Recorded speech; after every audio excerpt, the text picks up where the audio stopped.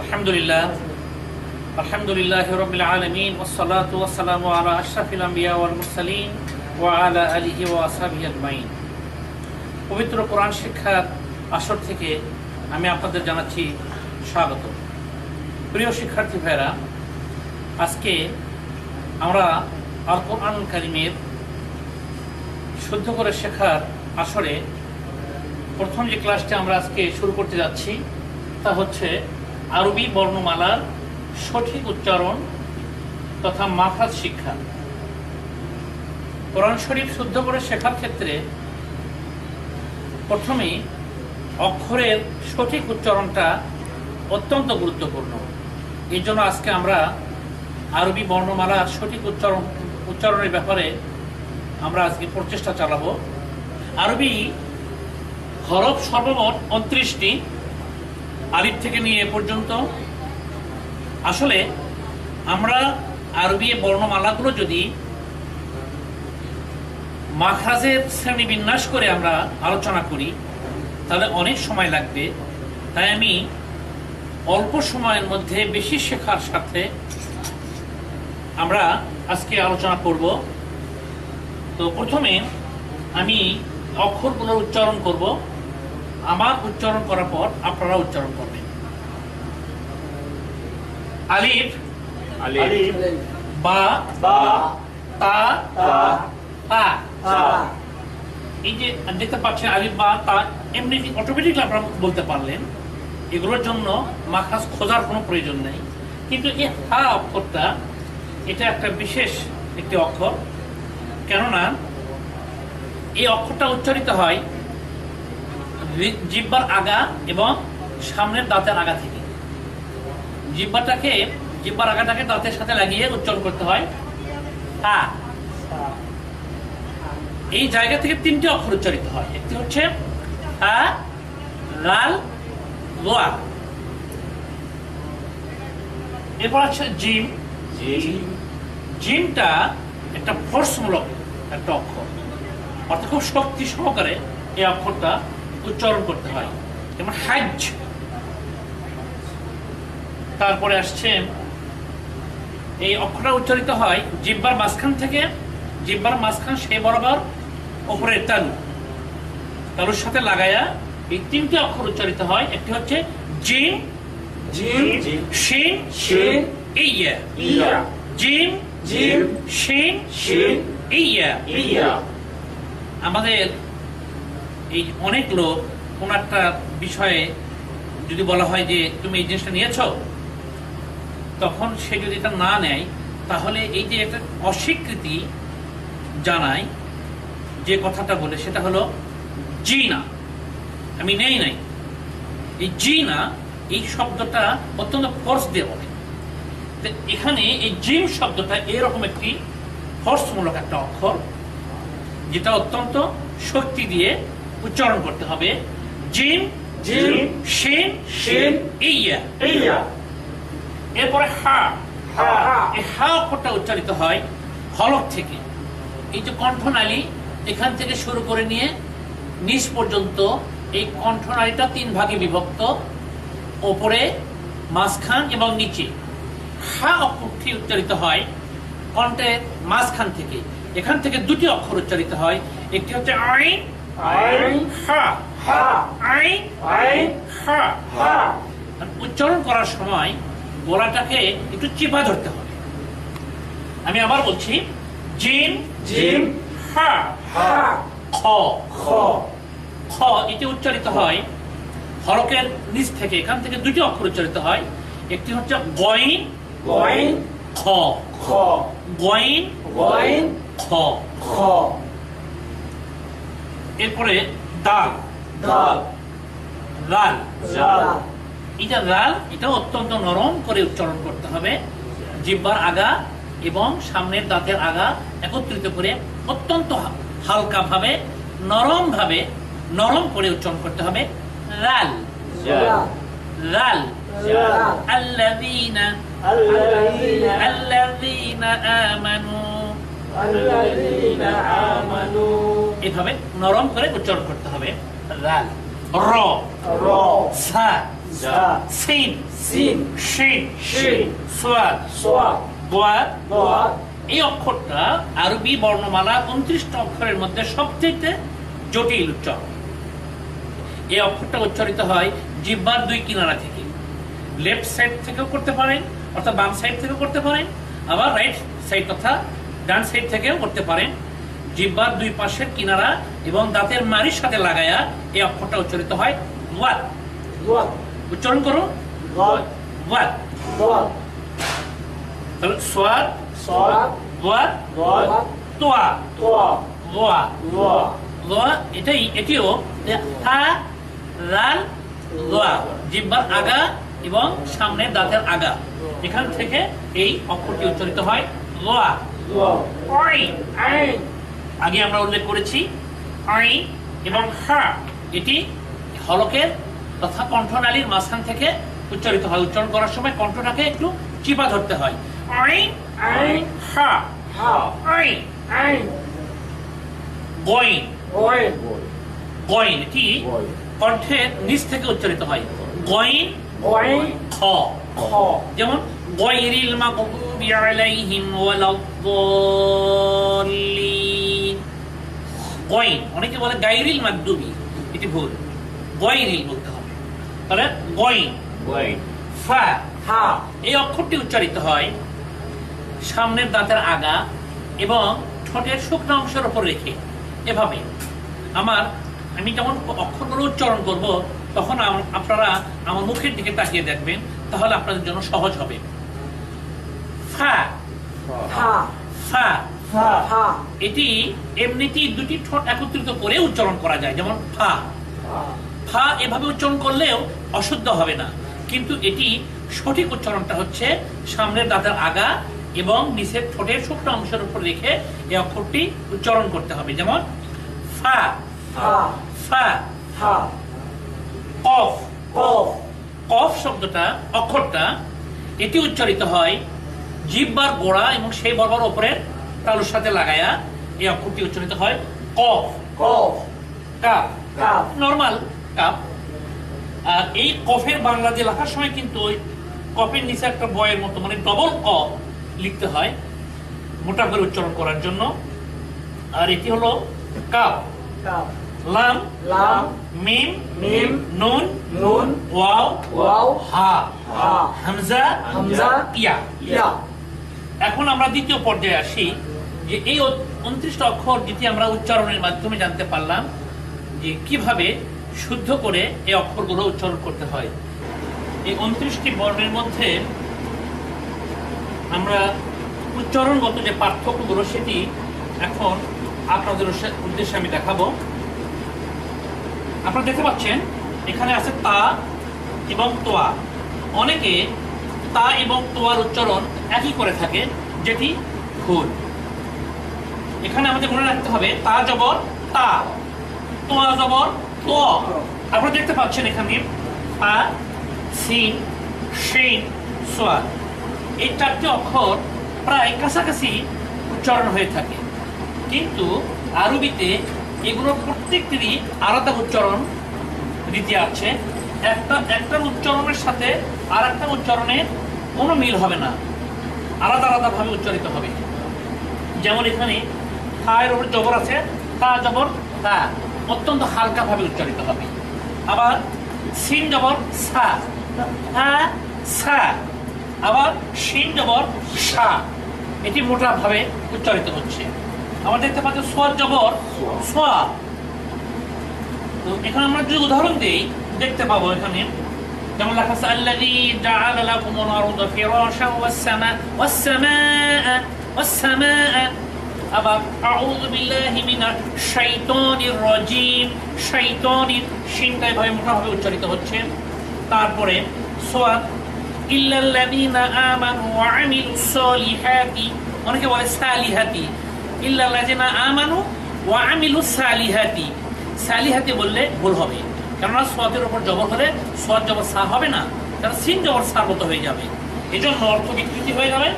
সোয়াদ জবর সোয়া, সালিহাতি। এরপর দেখতে পাচ্ছি এখানে আছে দাল এবং দোয়া।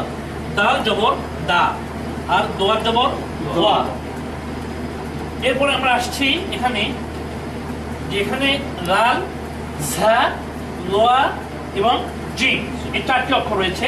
4টি অক্ষর প্রায় কাছাকাছি উচ্চারিত হয়ে থাকে, কিন্তু প্রত্যেকের উচ্চারণ আলাদা। একটা অক্ষরের উচ্চারণ আর একটা অক্ষরের সাথে কোনো সময় মিল খাবে না।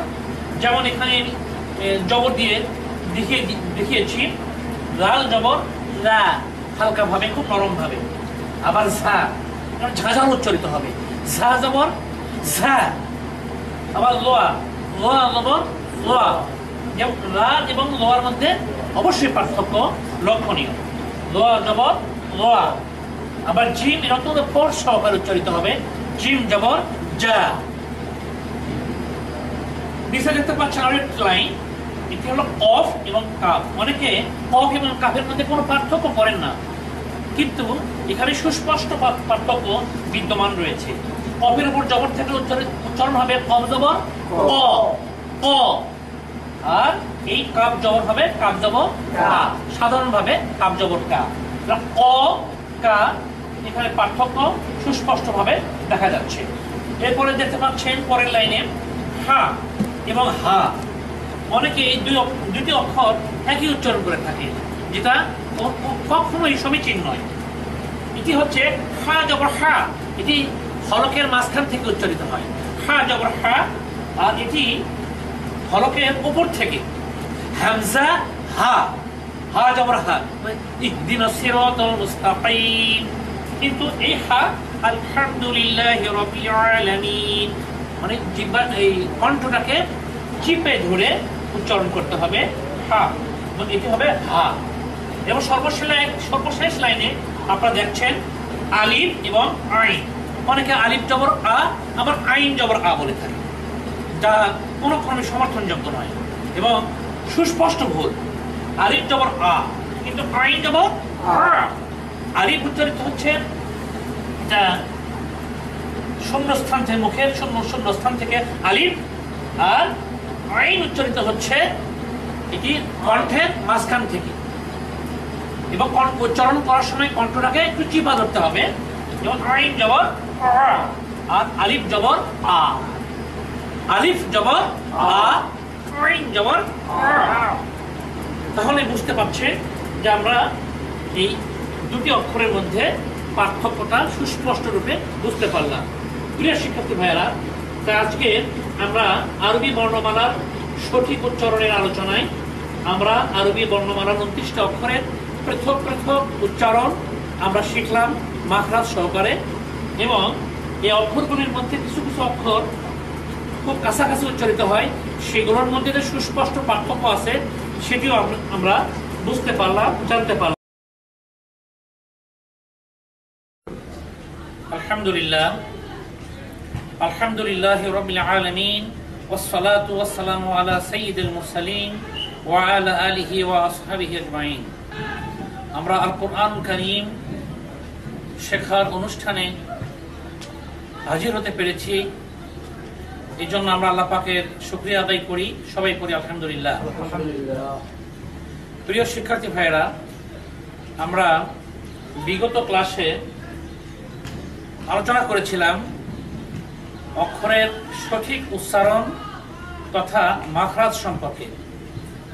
আপনারা অক্ষরের বিশুদ্ধ উচ্চারণ এবং মাখরাজ সম্পর্কিত অনেক গুরুত্বপূর্ণ তথ্য আপনারা জানতে পেরেছেন। আজকে যে বিষয়টি নিয়ে আমরা আলোচনা করব, আপনারা বোর্ডটি দেখতে পাচ্ছেন যে অক্ষরের ব্যতিক্রম উচ্চারণ ও পৌরবারিক উচ্চারণ। প্রথমে আমরা আলোচনা করব অক্ষরের ব্যতিক্রম উচ্চারণ সম্পর্কে। আমরা সবাই জানি আরবি বর্ণমালা সর্বমোট 29টি। এই 29টি অক্ষরের মধ্যে এমন কিছু অক্ষর আছে যেগুলোর উচ্চারণ ব্যতিক্রম। তার মধ্যে আমি বোর্ডে লিখেছি, আপনারা বোর্ডে লক্ষ্য করুন, খ, র, গইন, কফ, এই 4টি। এবং নিচের লাইনে দেখতে পাচ্ছেন সোয়াদ, দোয়াদ, তোয়া, লোয়া, ওয়াও, হামজা, ইয়া, এই কয়টি অক্ষরের উচ্চারণ সম্পর্কে আমরা জানি যে এই যে খ অক্ষরটা আমরা এখানে দেখতে পাচ্ছি, খ বাংলা হচ্ছে ক খ, ক এর পরে যে অক্ষরটা থাকে খ, আর উপরে যে জবরটা দেখতে পাচ্ছেন জবরের বাংলা হলো আকার। তাহলে খ এর বাংলা যদি খ হয় আর জবরের বাংলা যদি আকার হয়, তাহলে খতে আকার দিলে খ আকারে খা, তাহলে খ জবর খা হওয়া উচিত, কিন্তু তা হবে না। এখানে ব্যতিক্রমটা হবে খ জবর খ হবে। জবরের যে ফাংশনটা আছে আকার, সেই আকারের উচ্চারণটা এখানে হবে না। এরপর দেখতে পাচ্ছেন র, র এর বাংলা র, আর জবরের বাংলা হচ্ছে আকার, র আকারে রা, কিন্তু এখানে র জবর রা হবে না, র জবর র। দেখতে পাচ্ছেন গ অক্ষর, গ এর বাংলা হচ্ছে গ, জবরের বাংলা আকার, সেই হিসেবে গইন জবর গা, গয়া আকারে গা, তাই তো? কিন্তু এখানে ব্যতিক্রম উচ্চারণটা হচ্ছে যে গইন জবর গ হবে, আকারের অ্যাকশনটা হবে না। তেমনি কফ, এই কফের উপরে জবর আছে, কফ জবর কা হওয়ার কথা ছিল, কিন্তু কফ জবর কা না হয়ে হবে কফ জবর ক। দ্বিতীয় লাইনে যে অক্ষরগুলো আমি লিখেছি সেগুলো উচ্চারণের পদ্ধতিগুলো আমি এখন আপনাদের সামনে পেশ করব। বোর্ডের দিকে লক্ষ্য করুন যে দ্বিতীয় সারিতে আপনি দেখতে পাচ্ছেন সোয়াদ, দোয়া, তোয়া, লোয়া, ওয়াও, হামজা, ইয়া, এই কয়টা অক্ষরের উচ্চারণ সম্পর্কে লক্ষ্য করুন। আমাদের দেশের মানুষরা সচরাচর এই অক্ষরগুলো উচ্চারণ করতে গিয়ে ভুল করে ফেলেন। বলে দেখতে পাচ্ছেন যে সোয়াদ, এই সোয়াতের উচ্চারণটা তারা করে থাকেন সোয়াদ জবর সা। বাংলায় যে কোরআন শরীফ পাওয়া যায়, যেগুলো বাংলা উচ্চারণ আছে, কিংবা বিভিন্ন দোয়ার বইয়ে বিভিন্ন দোয়ার বাংলা উচ্চারণ নিচে লেখা হয়, সেখানে সোয়াদ জবর সা লেখা থাকে, দোয়ার জবর দা, তোয়া জবর তা, দোয়া জবর দা, এভাবে লেখা থাকে। কিন্তু এভাবে উচ্চারণ করলে কোনো ক্রমেই বিশুদ্ধ উচ্চারণ সম্ভব নয়, এতে বিশুদ্ধ উচ্চারণ ব্যাহত হবে। এ বলে আমি আপনাদেরকে একটা একটা করে দেখাচ্ছি এগুলোর সঠিক উচ্চারণ সম্পর্কে। প্রথমে আমরা আসি সোয়াদ সম্বন্ধে। সোয়াদের সঠিক উচ্চারণটা হচ্ছে সোয়াদ জবর সোয়া, সোয়াদ জবর সোয়া, সোয়াদ জবর সুই, সোয়াদ পেশ সু, সোয়া সুই সু। দোয়াত জবর দোয়া, দোয়াত জবর দুই, দোয়াত পেশ দু, দোয়া দুই দু। তোয়া জবর তোয়া, তোয়া জের তুই, তোয়া পেশ তু, তোয়া তুই তু। লোয়া জবর লোয়া, লোয়া জের লুই, লোয়া পেশ লু, লোয়া লুই লু। ওয়া জবর ওয়া, ওয়াও জের ভি, ওয়াও পেশ ভু, ওয়া ভি ভু। হামজা জবর আ, হামজা জের ই, হামজা পেশ উ, আ ই উ। এই হামজা উচ্চারণের সময় অনেক সময় দেখা যায় বলে হামজা জবর হা, হামজা জের হি, হামজা পেশ হু, হা হি হু, অথচ সম্পূর্ণ হু। আলিফ জবর আ, আলিফ জের ই, আলিফ পেশ উ, হামজা জবর আ, হামজা জের ই, হামজা পেশ উ, সেম জিনিস। এরপরে ইয়া, আমাদের দেশের মানুষরা বলে ইয়া জবর ইয়া, ইয়া জের ই, ইয়া পেশ উ। অনেকে, সবাই না, মানে কেউ কেউ এভাবে ভুল করে থাকেন, কিন্তু আসল উচ্চারণটা হবে ইয়া জবর ইয়া, ইয়া জের ই, ইয়া পেশ ইউ। ইয়া পেশ ইউ উচ্চারণটা অনেকে করতে পারে না। তো এই ব্যতিক্রম উচ্চারণগুলো আপনারা বোর্ডে দেখতে পেলেন। আমরা লক্ষ্য করুন, সোয়াব, দোয়া, তোয়া, লোয়া, ওয়াও, হামজা এবং ইয়া, এই অক্ষরগুলোর সঠিক উচ্চারণ আমরা আজকে জানতে পারলাম। প্রথমে লক্ষ্য করুন বোর্ডের এই খ অক্ষরটির দিকে, যে খ জবর খ, যেমন কোরআনে আল্লাহ পাক বলছেন ইউখাদিউনাল্লাহ, ইউখ, অনেকে বলে থাকেন ইউখাদিউনাল্লাহ। যেমন র, আমাদের দেশের অনেক লোক তারা এই যে বিসমিল্লাহির রহমানির রহিম উচ্চারণ করতে গিয়ে বলে থাকেন বিসমিল্লাহির রহমানির রহিম, আর রহমানির রহিম, আলহামদুলিল্লাহি রাব্বিল আলামিন। কিন্তু আসল হবে বিসমিল্লাহির রহমানির রহিম, গইন গইন জবর গ। অনেকে বলে থাকেন গায়রিল মাগদুবি আলাইহিম। আসলে সঠিক উচ্চারণটি হবে গয়রিল, যেহেতু গইন জবর গ, অক্ষরের ব্যতিক্রম উচ্চারণ, গয়রিল মাগদুবি আলাইহিম। ওয়াকাল আল্লাযিনা কাফারু, অনেকে বলে থাকে, কিন্তু আসলে হবে ওয়াকাল আল্লাযিনা কাফারু, ক জবর ক উচ্চারণ হবে। তেমনি সোয়াদ, সোয়াদ জবর সোয়া, সোয়াদ জবর সুই, সোয়াদ পেশ সু, ইল্লাল্লাযিনা আমানু ওয়া আমিলুস সলিহাতি, সলিহাতি, এভাবে সঠিক উচ্চারণটি করতে হবে। অনেকে বলে থাকেন গয়রিল মাগদুবি আলাইহিম ওয়ালাদ-দাল্লিন। এখানে দাল্লিন না হয়ে এই যে দল দেখতে পাচ্ছেন হবে ওয়ালাদ-দাল্লিন, দল জবর ওয়া, ওয়ালাদ-দাল্লিন। এরপরে তোয়া, তোয়া জবর তোয়া, তালিবিন, অনেকে তালিবিন বলে থাকে, তালিবিন হবে, তোয়া জবর তোয়া। এরপরে গোয়া ইন্নাল্লাহা লা ইউহিব্বুল যালিমিন, আল্লাহু লা ইয়াহদিল কওমাজ যালিমিন। এরপরে দেখতে পাচ্ছেন ওয়া, ওয়াও জবর ওয়া, ওয়াও জবর ওয়ি, ওয়াও পেশ উ, এগুলো হামজা জবর আ, হামজা দিয়ে ই, হামজা পেশ উ, ইয়া জবর ইয়া, ইয়া দিয়ে ই, ইয়া পেশ ইউ। আজকের ক্লাসে যে বিষয়টি আমরা আলোচনা করব সেটি হচ্ছে অক্ষরের পরবারিক উচ্চারণ। অক্ষরের পরবারিক বলতে আমরা কি বুঝি? পর শব্দটির বাংলা হচ্ছে মোটা করে উচ্চারণ করা, আর বারিক শব্দের অর্থ হচ্ছে পাতলা করে উচ্চারণ করা। আরবি বর্ণমালার এমন কিছু কিছু বর্ণ আছে যেগুলো মোটা করে উচ্চারণ করতে হয়, আর কিছু কিছু অক্ষর আছে যেগুলোকে পাতলা করে উচ্চারণ করতে হয়।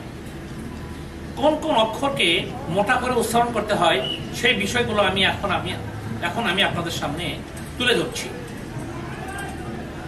বিশেষ করে আরবি বর্ণমালার মধ্যে লাম একটা অক্ষর আছে, এবং এই লাম অক্ষরটা শুধু আল্লাহ শব্দের ক্ষেত্রে এটা উচ্চারণের একটা স্পেশালিটি, একটা বিশেষত্ব আছে। এখানে লেখা আছে আল্লাহু আকবার। আল্লাহ শব্দের মধ্যে আপনারা দুটো লাম দেখতে পাচ্ছেন, আলিফের পরে একটা লাম, তারপরে আরো একটা লাম দেখতে পাচ্ছেন। আমাদের আলোচনার বিষয় হচ্ছে আল্লাহ শব্দের এই দ্বিতীয় লাম সম্পর্কে। তো আল্লাহ শব্দের দ্বিতীয় লামের আগে যদি জবর থাকে কিংবা পেশ থাকে, তাহলে আল্লাহ শব্দের দ্বিতীয় লামের উচ্চারণটা হবে পোর, অর্থাৎ মোটা করে। অর্থাৎ এই দ্বিতীয় লামের উপরে যে একটা খাড়া জবর আছে, এই খাড়া জবর, লাম খাড়া জবর লা, তা সেই উচ্চারণটা হবে না, তখন লাম খাড়া জবর ল হবে, এবং একাধিক পরিমাণ টেনে পড়তে হবে, যেহেতু একটা খাড়া জবর আছে।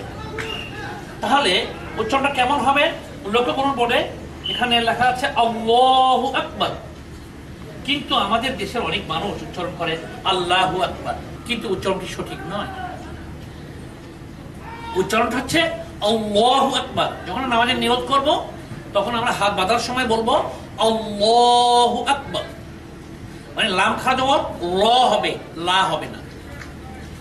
এরপরে যখন আমরা রুকু থেকে উঠি তখন এই সামিয়া আল্লাহ আমরা বলে থাকি, তখন আমরা অনেকে বলে থাকি সামিয়া আল্লাহু লিমান হামিদা, কিন্তু এই উচ্চারণটা সঠিক নয়। যেহেতু আল্লাহ শব্দের দ্বিতীয় লামের আগে আইনের উপরে জবর এসছে, এজন্য এখানে লাম খাড়া জবর ল হবে, সামিয়া আল্লাহু লিমান হামিদা। তারপর লক্ষ্য করুন, বলে এখানে লেখা আছে নাসরুল্লাহ। দুটো উদাহরণ, একটা নাসরুম মিনাল্লাহ, মিনাল্লাহ আল্লাহ শব্দের আগে নুনের উপরে জবর এসছে, এখানে হবে নাসরুম মিনাল্লাহ। আমাদের যে ইসলামের যে প্রথম কালেমা, কালেমায়ে তাইয়্যিবা, লা ইলাহা ইল্লাল্লাহু মুহাম্মাদুর রাসূলুল্লাহ, কিন্তু এই কালেমাটা আমাদের অনেক মুসলমান শুদ্ধ করে উচ্চারণ করতে পারে না। তারা বলে লা ইলাহা ইল্লাল্লাহ, এটা উচ্চারণ হবে লা ইলাহা ইল্লাল্লাহু মুহাম্মাদুর রাসূলুল্লাহ। লু পেশ এসছে আল্লাহ শব্দের আগে, এই জন্য রাসূলুল্লাহ। আমাদের দেশে অনেক মানুষ জিকির করে থাকে আল্লাহু আল্লাহ আল্লাহু আল্লাহ, কিন্তু এই জিকির শুদ্ধ জিকির নয়।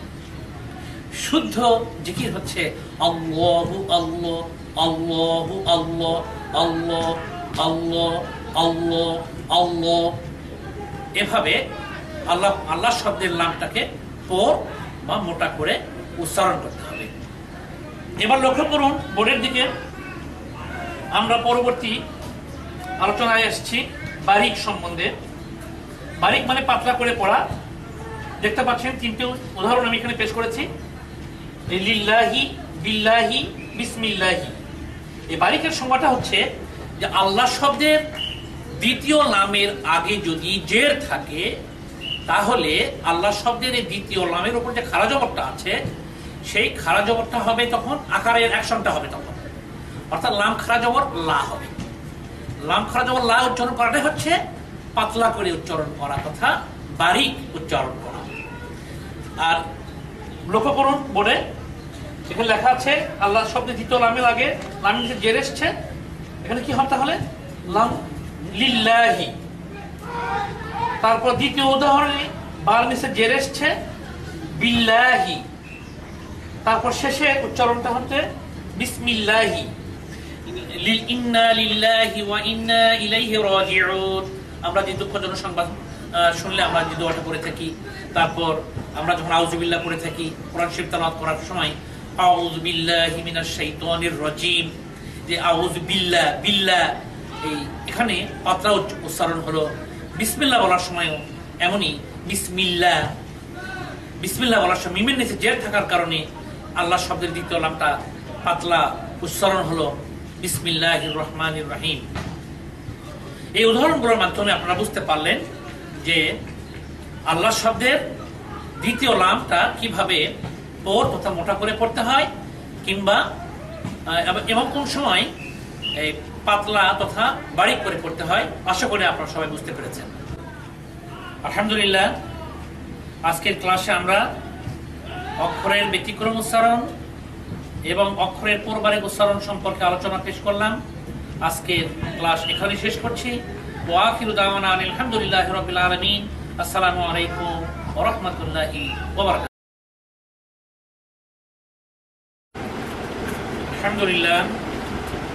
আলহামদুলিল্লাহি রাব্বিল আলামিন ওয়াসসালাতু ওয়াসসালামু আলা সাইয়্যিদিল মুরসালিন ওয়া আলা আলিহি ওয়া আসহাবিহি আজমাইন। প্রিয় শিক্ষার্থী ভাইরা, আসসালামু আলাইকুম ওয়া রাহমাতুল্লাহি ওয়া বারাকাতুহু। আল্লাহ পাকের অসংখ্য মেহেরবানি, পবিত্র কোরআন শিক্ষার আসরে আমাদেরকে আল্লাহ পাক উপস্থিত হওয়ার তৌফিক দান করেছেন। এর জন্য আমরা শুকরিয়া জানাই। সবাই পড়ি আলহামদুলিল্লাহ। প্রিয় শিক্ষার্থী ভাইগণ, বিগত ক্লাসে আমরা দুটি ক্লাস নিয়েছি। একটি হলো অক্ষরের সঠিক উচ্চারণ তথা মাখরাজ সম্পর্কে, এবং দ্বিতীয় ক্লাসটি ছিল অক্ষরের ব্যতিক্রম উচ্চারণ এবং অক্ষরের পরবারিক উচ্চারণ সম্পর্কে। আজকে আমরা আলোচনা করব কলকলা সম্পর্কে। আজকের ক্লাসটি আমি সাজিয়েছি বোর্ডে, লক্ষ্য করুন। প্রথমে সংজ্ঞা, এরপরে কলকলার অক্ষর, যে অবস্থায় কলকলা পড়তে হবে এবং কলকলার বিভিন্ন উদাহরণ সম্পর্কে। এখন আমরা আলোচনা করব কলকলার সংজ্ঞা সম্পর্কে। কলকলা বলতে আমরা কি বুঝি? কলকলা শব্দটি আরবি শব্দ এবং এর অর্থ হচ্ছে প্রতিধ্বনি করা।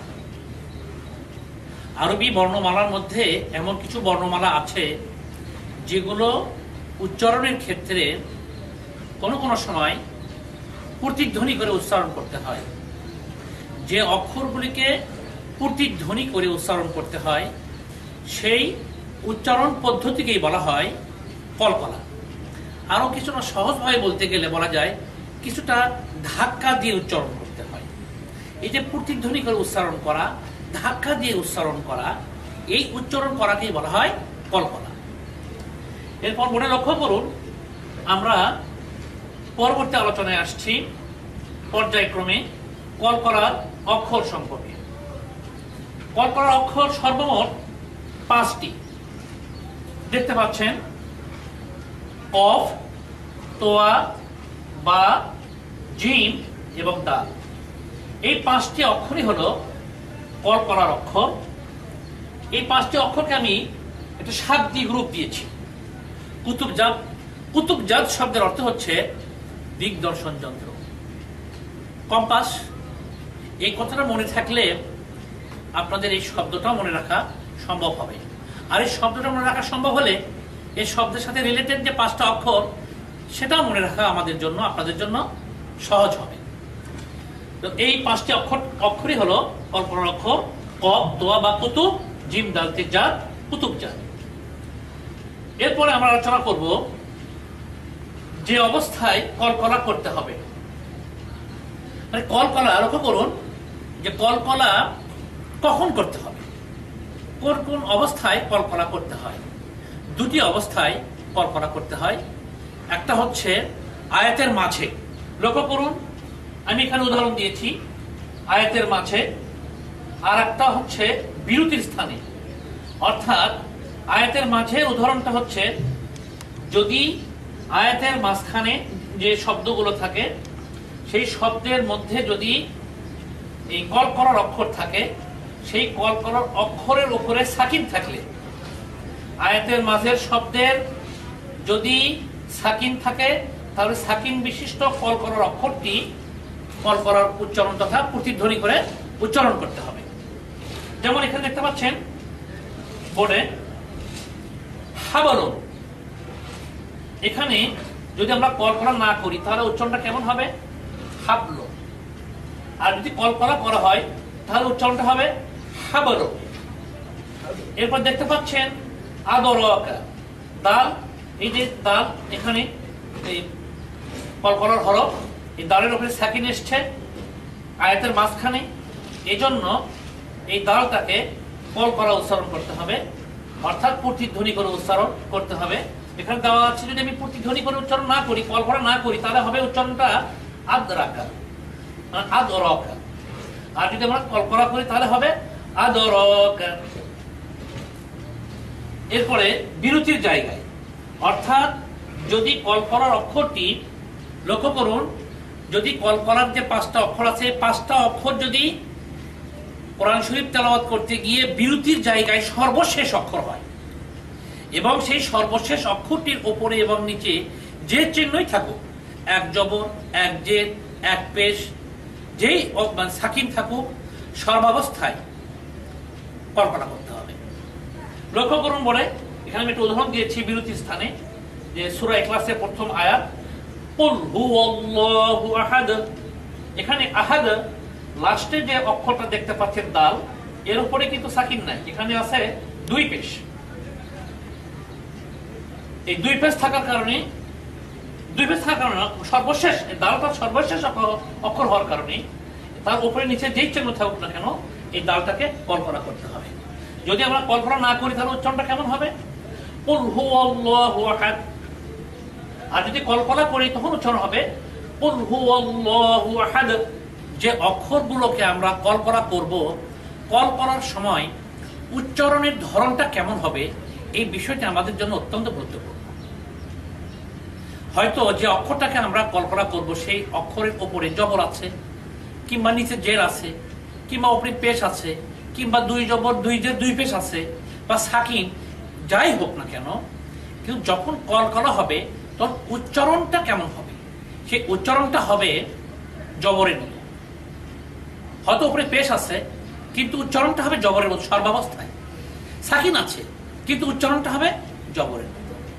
লক্ষ্য করুন বোর্ডে আমি এখানে উদাহরণ দিয়েছি যে কুল হুয়াল্লাহু আহাদ, এখানে দালের উপরে 2 পেশ আছে।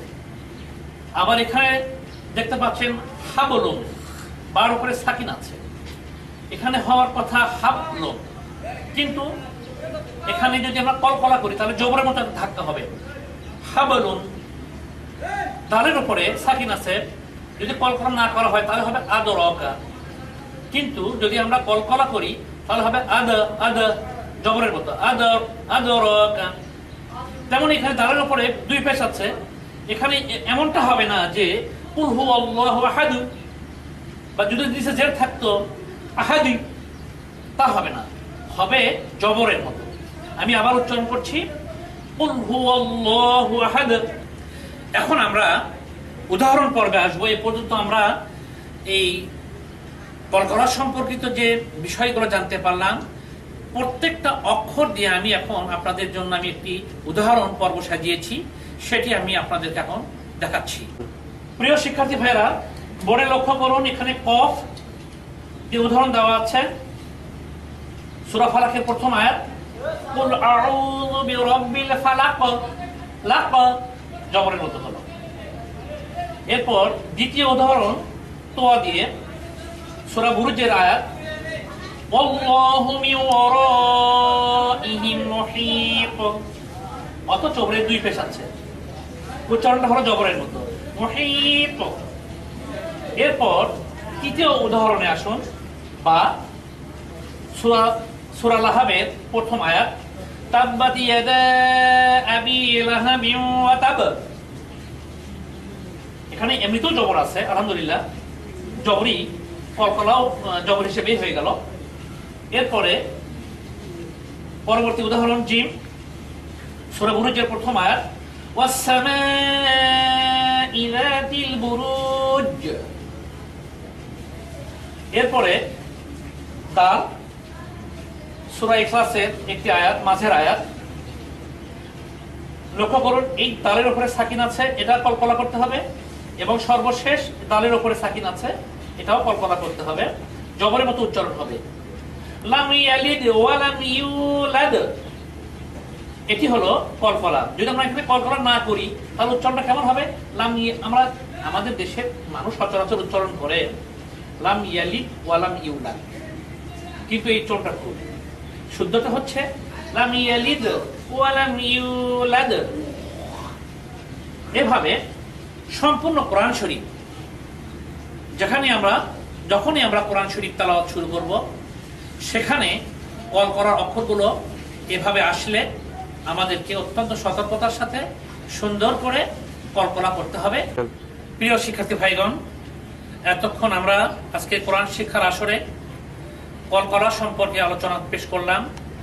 আমরা বুঝতে পারলাম কলকলা সম্পর্কে গুরুত্বপূর্ণ তথ্যসমূহ, এবং আমরা অনুশীলনের মাধ্যমেও কিছুটা বুঝতে সক্ষম হয়েছি। তো আজকে এই পর্যন্তই। আবার আগামীকালের ক্লাসে আপনাদের উপস্থিতি কামনা করে আজকের ক্লাস এখানে শেষ করছি। ওয়া আখিরু দাওয়ানা আলহামদুলিল্লাহি রাব্বিল আলামিন। আসসালামু আলাইকুম ওয়া রাহমাতুল্লাহি ওয়া বারাকাতুহু।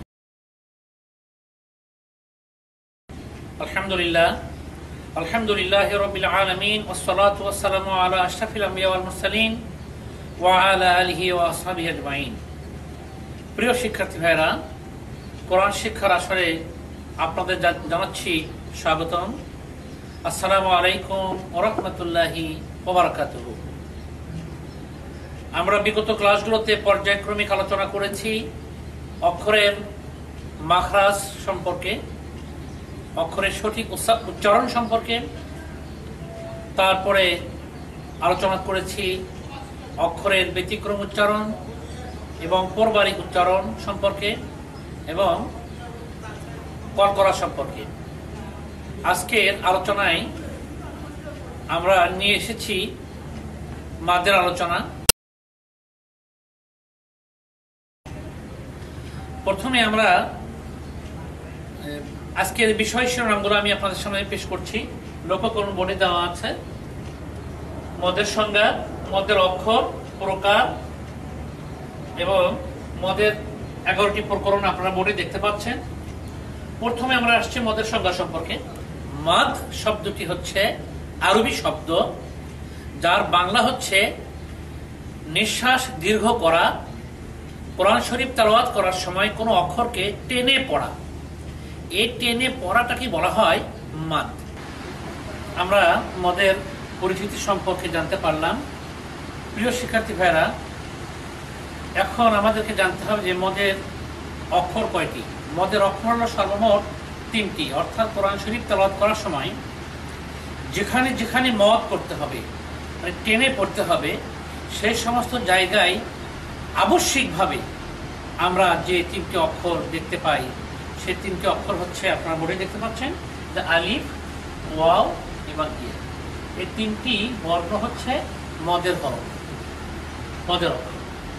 এরপর আমরা আসি মদের প্রকার সম্পর্কে। মদের 11টি প্রকার আমি বোর্ডে লিখেছি। প্রিয় শিক্ষার্থী ভাইয়েরা, এখন আমরা মদের বিভিন্ন প্রকরণ সম্পর্কে আলোচনা করব। আজকের ক্লাসে আমরা মদের প্রকরণগুলোর ভিতর থেকে শুধুমাত্র 4 প্রকার মদ সম্পর্কে আলোচনা করব। প্রথমে আমরা আসছি মদে আসলি সম্পর্কে। প্রিয় শিক্ষার্থী ভাইয়েরা, লক্ষ্য করুন বোর্ডে মদে আসলির আমি এখানে কয়েকটা উদাহরণ দিয়েছি। এই উদাহরণগুলো আপনারা লক্ষ্য করুন যে আসলে মূলত এই মদের যে বক্তব্য সেটি হচ্ছে জবরের বাম পাশে খালি আলিফ, জেরের বাম পাশে যজমালা ইয়া, পেশের বাম পাশে যজমালা ওয়াও। এই অবস্থা যদি তেলাওয়াত করার সময় আয়াতের শুরুতে হয় কিংবা মাঝখানে হয়, তাহলে সেখানে এক আলিফ পরিমাণ টেনে পড়তে হবে। এর নাম হচ্ছে মদ্দে আসলি। এই প্রথম উদাহরণটি লক্ষ্য করুন, লি ইলাফি, আলিফের নিচে জের আছে, জেরের বাম পাশে ইয়ার উপরে সাকিন। সো এখানে এক আলিফ পরিমাণ টেনে পড়তে হবে। লি ই, 1 সেকেন্ড পরিমাণ টেনে পড়তে হবে। লি ইলাফি, ই, এটি হচ্ছে মদ্দে আসলি। দ্বিতীয় উদাহরণ সূরা কুরাইশের একটা আয়াতের শুরুতে আছে, ফালইয়াবুদু, দু পেশের বাম পাশে যজমালা ওয়াও এসেছে, অতএব এখানে দু এক আলিফ পরিমাণ টেনে পড়তে হবে। তৃতীয় উদাহরণটা হচ্ছে তারমিহিম, সূরা ফিলের একটি আয়াতের শব্দ। এখানে দেখতে পাচ্ছেন জেরের বাম পাশে যজমালা ইয়া, ইয়ার উপরে যজম আছে। সো এখানেও মি এক আলিফ পরিমাণ টেনে পড়তে হবে, তারমিহিম। এরপরে সর্বশেষ উদাহরণ হলো আবাবিল, ওয়া আরসালা আলাইহিম তায়রান আবাবিল, জবরের বাম পাশে খালি আলিফ, এটা জবর বাম পাশে খালি আলিফ, এই খালি আলিফটা বার সাথে লেগে আছে, এই জন্য এই বা সব অক্ষরটা উচ্চারণ করতে হবে এক আলিফ পরিমাণ টেনে, আবাবিল। তো এটি হলো মদ্দে আসলি। মদ্দে আরজির সংজ্ঞাটা হচ্ছে হুবহু মদ্দে আসলির মতো। জবরের বাম পাশে খালি আলিফ, জেরের বাম পাশে যজমালা ইয়া, পেশের বাম পাশে যজমালা ওয়াও। কিন্তু এই মদটি সংগঠিত হয় শুধুমাত্র বিরতির জায়গায়, অর্থাৎ কোরআন শরীফ তেলাওয়াত করতে গিয়ে যেখানে আমি থামছি, ওয়াকফ করছি, ওয়াকফ করার জায়গায় যদি এই কন্ডিশন বিরাজ করে, তাহলে সেখানে এক আলিফের জায়গায় 3 আলিফ পরিমাণ টেনে পড়তে হবে। এর নামই হচ্ছে মদ্দে আরজি। লক্ষ্য করুন বলে দ্বিতীয় সারিতে মদ্দে আরজির উদাহরণ দেওয়া আছে, এখানে বেশ কয়েকটা। প্রথমেই দেখতে পাচ্ছেন রাজিউন, এখানে বিরতির জায়গা।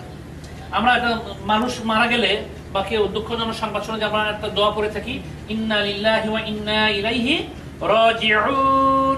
এই যে জবর পেশের বাম পাশে যজমালা ওয়াও, কিন্তু এটা বিরতির জায়গা। এই জন্য এখানে যদি বিরতির জায়গা না হতো, তাহলে এখানে মদ্দে আসলির মধ্যে এক আলিফ পরিমাণ টেনে পড়া লাগতো। কিন্তু যেহেতু এটা বিরতির জায়গা, সেই জন্য এখানে এক আলিফের জায়গায় 3 আলিফ পরিমাণ টেনে পড়তে হবে, রাজিউন। 3 জায়গায় যদি 4ও পড়েন তাতে কোনো সমস্যা নেই। এরপরে এখানে দেখতে পাচ্ছেন জেরের বাম পাশে যজমালা ইয়া, বিরতির জায়গায় বিসমিল্লাহির রহমানির রহিম, রহিম, 3 আলিফ পরিমাণ টেনে পড়তে হচ্ছে। এরপর তৃতীয় উদাহরণ হচ্ছে, এখানে দেখতে পাচ্ছেন জেরের বাম পাশে যজমালা ইয়া, এখানে বিরতির জায়গায় আলহামদুলিল্লাহি রাব্বিল আলামিন, মিন, এটা হচ্ছে মদ্দে আরজি।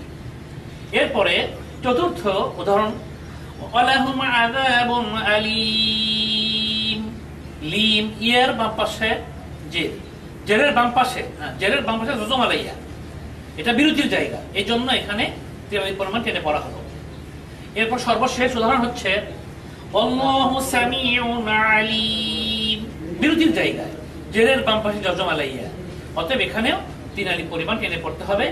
এই হলো মদ্দে আরজির উদাহরণ। এরপরে আমরা আসি আলোচনায় মদ্দে বদল সম্পর্কে। আসলে আমাদের শিক্ষার্থীরা সবাই মনে করে মদ মানে খুব বিশাল একটা কঠিন একটা বিষয়। দেখতেই তো পেলেন মধ্যে আসলি মধ্যে আরিজির সংজ্ঞাগুলো কত সহজ। মধ্যে বদলের সংজ্ঞাটা আরো সহজ। মধ্যে বদলের সংজ্ঞাটা হচ্ছে কোরআন শরীফ তেলাওয়াত করার সময় যে সমস্ত অক্ষরের উপরে খাড়া জবর, নিচে খারাজের কিংবা ওপরে উল্টা পেশ আছে, এই ধরনের খাড়া জবর খারাজের উল্টা পেশওয়ালা অক্ষরগুলোকে এক আলিফ পরিমাণ টেনে পড়তে হবে। এই টেনে পড়াটাকে বলা হয় মধ্যে বদল। বোর্ডে লক্ষ্য করুন, এখানে উদাহরণ দেওয়া আছে বেশ কয়েকটা। যে ইলাফিহিম আসলে মূলত ছিল আলিফ ইয়ের ই, এখানে ইয়ের উপরে সাকিন ছিল, যে ইয়াটাকে তুলে দিয়ে তারই পরিবর্তে এখানে খারাজের দেওয়া হয়েছে। আবার লাম খারা জবর লা ছিল, আলিফটাকে তুলে দিয়ে আলিফের বদলে খারা জবরটা দেওয়া হয়েছে, এই জন্য এটা মধ্যে বদল। তাহলে এই আলিফের নিচে যে খারাজের আলিফ জের ই বললে মানে হরকত যেটাকে বলা হয়, জবরজের পেশ, জবরজের পেশকে হরকত বলা হয়। হরকতের উচ্চারণ তাড়াতাড়ি করতে হয়, কিন্তু এখানে খারা জবর খারাজের উল্টা পেশ, এই জন্য এই খারা জের ওয়ালা খারা জবর ওয়ালা এই অক্ষরগুলোকে এক আলিফ পরিমাণ টেনে পড়তে হবে। ইলাফিহিম। এরপর দ্বিতীয় উদাহরণে আসুন, আলিফের উপরে খারা জবর আছে, এখানে আলিফ যদি জবর থাকতো শুধু তাহলে আলিফ জবর আ, আমিনুন, কিন্তু খারা জবর থাকার কারণে উচ্চারণটা হচ্ছে আমিনুন, এক আলিফ পরিমাণ টেনে পড়তে হচ্ছে মধ্যে বদল। এরপরে আল্লাহ শব্দটা অত্যন্ত সুপরিচিত একটি শব্দ।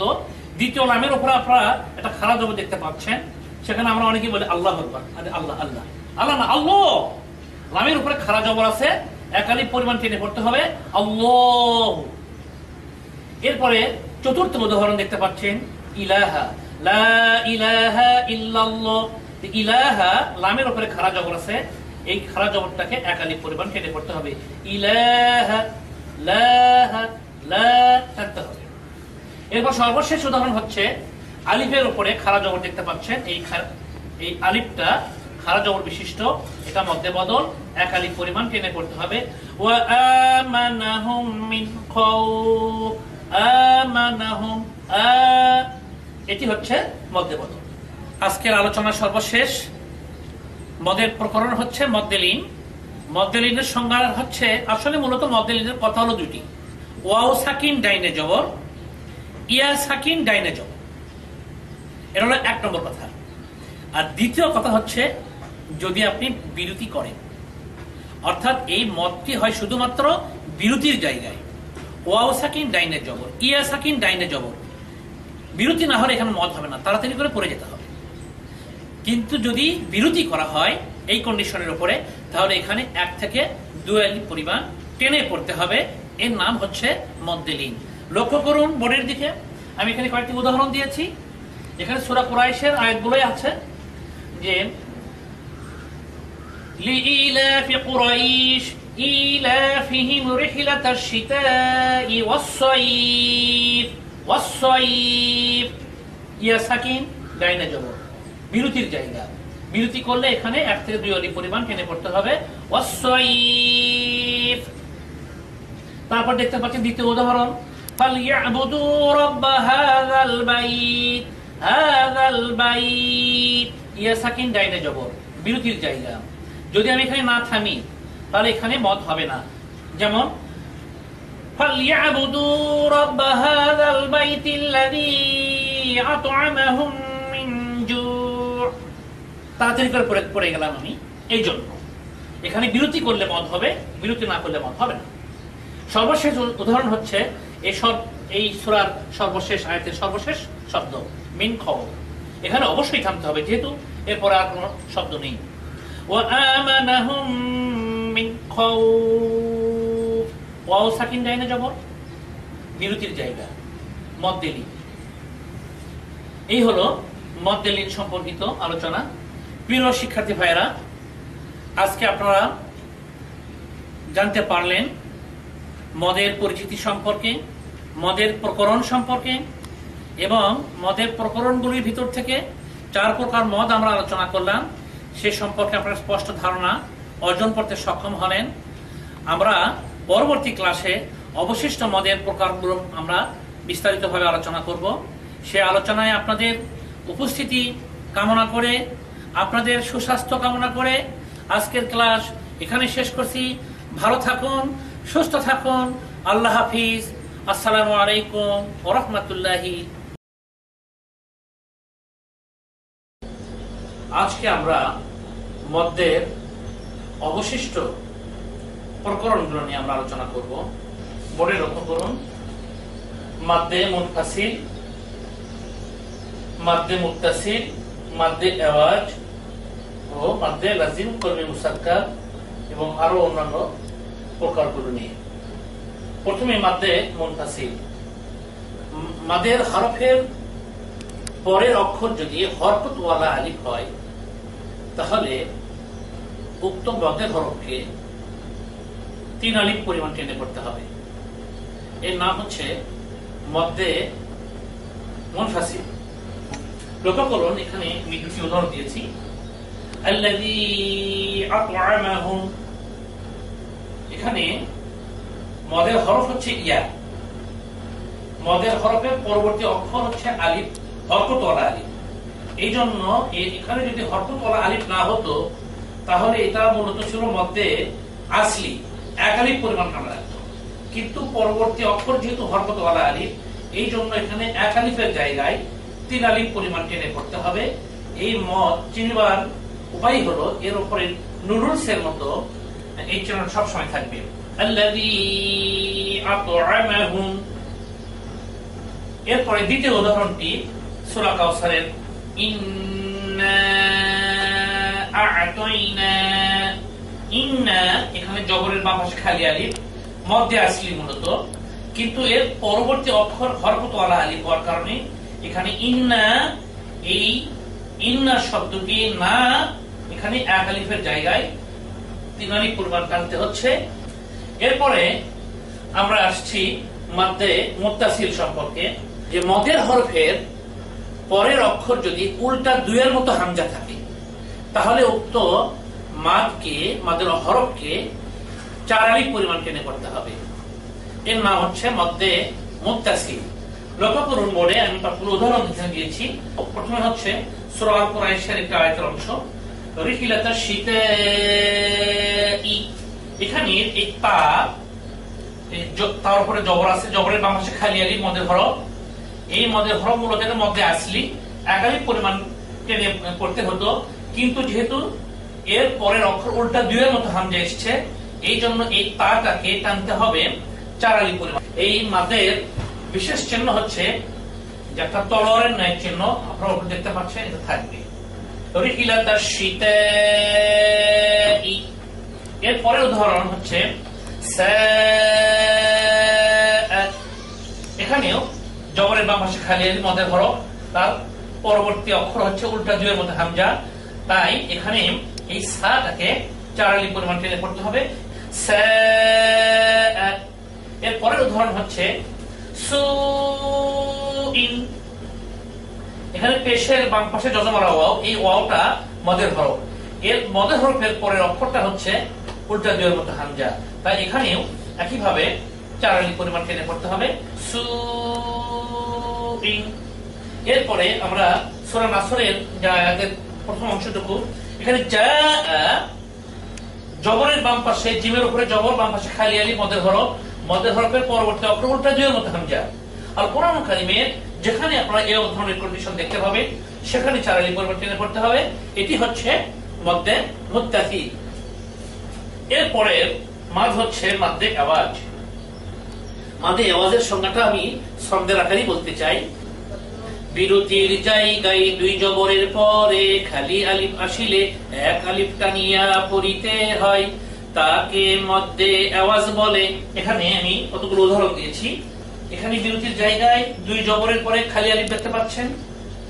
এখানে বার উপরে 2 জবর, তারপরে খালি আলিফ আছে, এটা বিরতির জায়গা।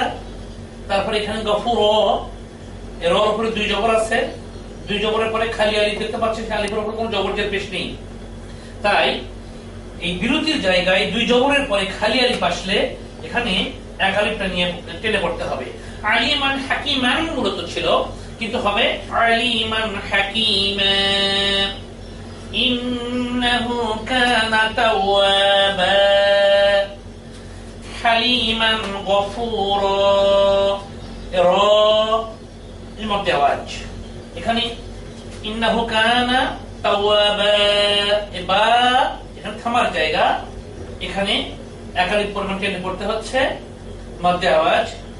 এরপরে আমরা আলোচনা করছি মাদ্দে লাজিম কলমি মুসাক্কাল সম্পর্কে।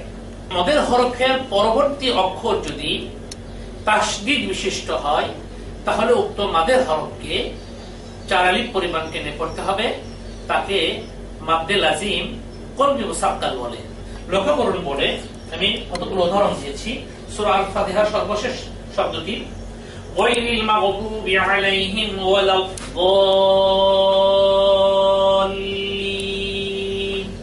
এখানে দতের উপর জবর আছে, জবরের বাম পাশে খালি আলিফ দেখতে পাচ্ছেন। এই খালি আলিফটা হচ্ছে মদের হরফ।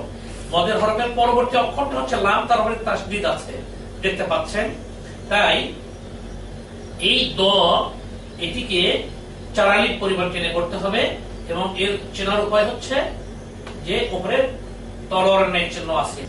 এরপর এর উদাহরণ হচ্ছে এখানে দেখতে পাচ্ছেন হাজ্জা, জবরের বাম পাশে খালি আলিফ মদের হরফ, মদের হরফের পরবর্তী অক্ষরের উপর তাসদীদ আছে, সেহেতু এখানে হা 4 আলিফ পরিমাণ টেনে পড়তে হবে, হাজ্জা।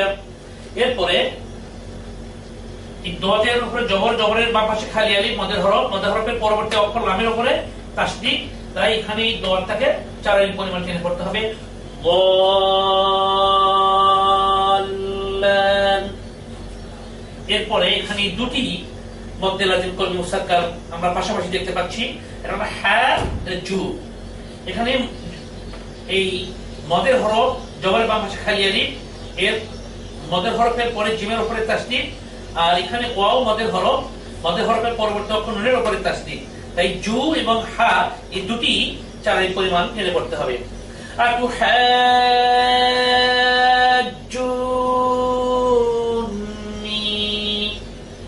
এখন আমরা আলোচনা করব মদ্দে লাজিম কলমি মুখাফফাফ সম্পর্কে। মদের হরফের পরবর্তী অক্ষর যদি জজম বা সাকিন বিশিষ্ট হয় তাহলে এরূপ মাদের হরফকে 4 আলিফ পরিমাণ টেনে পড়তে হবে, তাকে বলা হয় মদ্দে লাজিম কলমি মুখাফফাফ। লক্ষ্য করুন বোর্ডে আমি একটি উদাহরণ দিয়েছি, সূরা ইউনূসের একটা আয়াতের একটা অংশ। এখানে আল আনা, এখানে আলিফের উপরে খাড়া জবর আছে। আসলে মূলত এখানে এই শব্দটা মূলত এরকম ছিল, আলিফের উপরে জবর এবং তার পাশে একটা আলিফ, জবরের বাম পাশে খালি আলিফ, জবরের বাম পাশে আরো একটা খালি আলিফ দিলে এটা দৃষ্টিকটু। এই জন্য এই আলিফের পরিবর্তে এখানে জবর তুলে দিয়ে একটা খাড়া জবর দেওয়া হয়েছে, তাই এই মদের হরফটা আসলে মূলত খাড়া জবরের মধ্যে লুকিয়ে আছে। তো এই মদের হরফের পরের অক্ষরটা হচ্ছে লাম, লামের উপর যে সাকিন আছে, এই জন্য এই আটাকে 1 আলিফ টানার পরিবর্তে 4 আলিফ পরিমাণ টেনে পড়তে হচ্ছে। এটি হচ্ছে মদ্দে লাজিম কলমি মুখাফফাফ। যদি এখানে সাকিন না থাকতো তাহলে এটা 1 আলিফ পরিমাণ মদ্দে বদল হিসেবে টানা লাগতো। তাই এটার উচ্চারণ এভাবে করতে হবে, আগে আলিফটাকে 4 আলিফ পরিমাণ টানতে হবে, তারপর লাম ধরতে হবে। আনা। এখন আমরা আলোচনা করব মাদ্দে লাজিম হরফে মুসাক্কাল সম্পর্কে। এটা এই মাদটা হবে হরফের মধ্যে। আর কোরআন কারীমের মধ্যে 2 প্রকারের আয়াত আছে। আল্লাহ পাক বলছেন এক প্রকার আয়াতের নাম হলো আয়াতুল মুহকামা, আরেক প্রকারের আয়াতের নাম হচ্ছে আয়াতুল মুতাশাবিহাত। আয়াতুল মুহকামাত হলো এমন আয়াত যেগুলো অত্যন্ত সুস্পষ্ট, দ্ব্যর্থহীন, যেগুলো তেলাওয়াত করলে সহজেই তার অর্থ হৃদয়ঙ্গম করা যায়, বোঝা যায়। আর এমন কিছু আয়াত আছে যে আয়াতগুলো একমাত্র আল্লাহ এবং আল্লাহ রাসূল ছাড়া আর কেউ এটার অর্থ বুঝতে পারে না, সে আয়াতগুলোর নামই হচ্ছে আয়াতুল মুতাশাবিহাত। যেমন আমরা সূরা আল বাকারা, সূরা আনকাবুত, এরকম বিভিন্ন আয়াত, সূরা তোহা, সূরা মারিয়াম, সূরা কফ, সূরা নূন, এই ধরনের আয়াতগুলোতে শুরুতেই আমরা এই ধরনের বিচ্ছিন্ন কিছু অক্ষর আমরা দেখতে পাই, এগুলোকে হরফে মুকাত্তাআত বলা হয়। যাই হোক, তো এই অক্ষরগুলোর উচ্চারণের ক্ষেত্রে যে সমস্ত অক্ষরগুলোর উপরে তাসদীদ আছে সেই বাদগুলোর নামই হচ্ছে মাদ্দে লাজিম হরফে মুসাক্কার, যেমন আলিফ লাম মিম। তারপরে এই যে মিমের উপর এখানে তোয়া সিন মিম, মিমের উপরে তাসদিদ আছে, তাই এখানে সিনটা উচ্চারণের ক্ষেত্রে একটু ব্যতিক্রম হবে। তা হচ্ছে সিন না বলে সিন বলতে হবে। তো সিন মিম। এভাবে তাসদিদ বিশিষ্ট হরফে মুকাত্তাত এগুলোই হলো মাদ্দে লাজিম হরফে মুসাক্কার। এবার আমরা আসি মাদ্দে লাজিম হরফে মুখাফফাফ সম্পর্কে। যে তাসদিদ মুক্ত হরফে মুকাত্তাত তথা আয়াতে মুতাশাবিহাতের যে মাদের হরফগুলো সেগুলোকে বলা হয় মাদ্দে লাজিম হরফে মুখাফফাফ।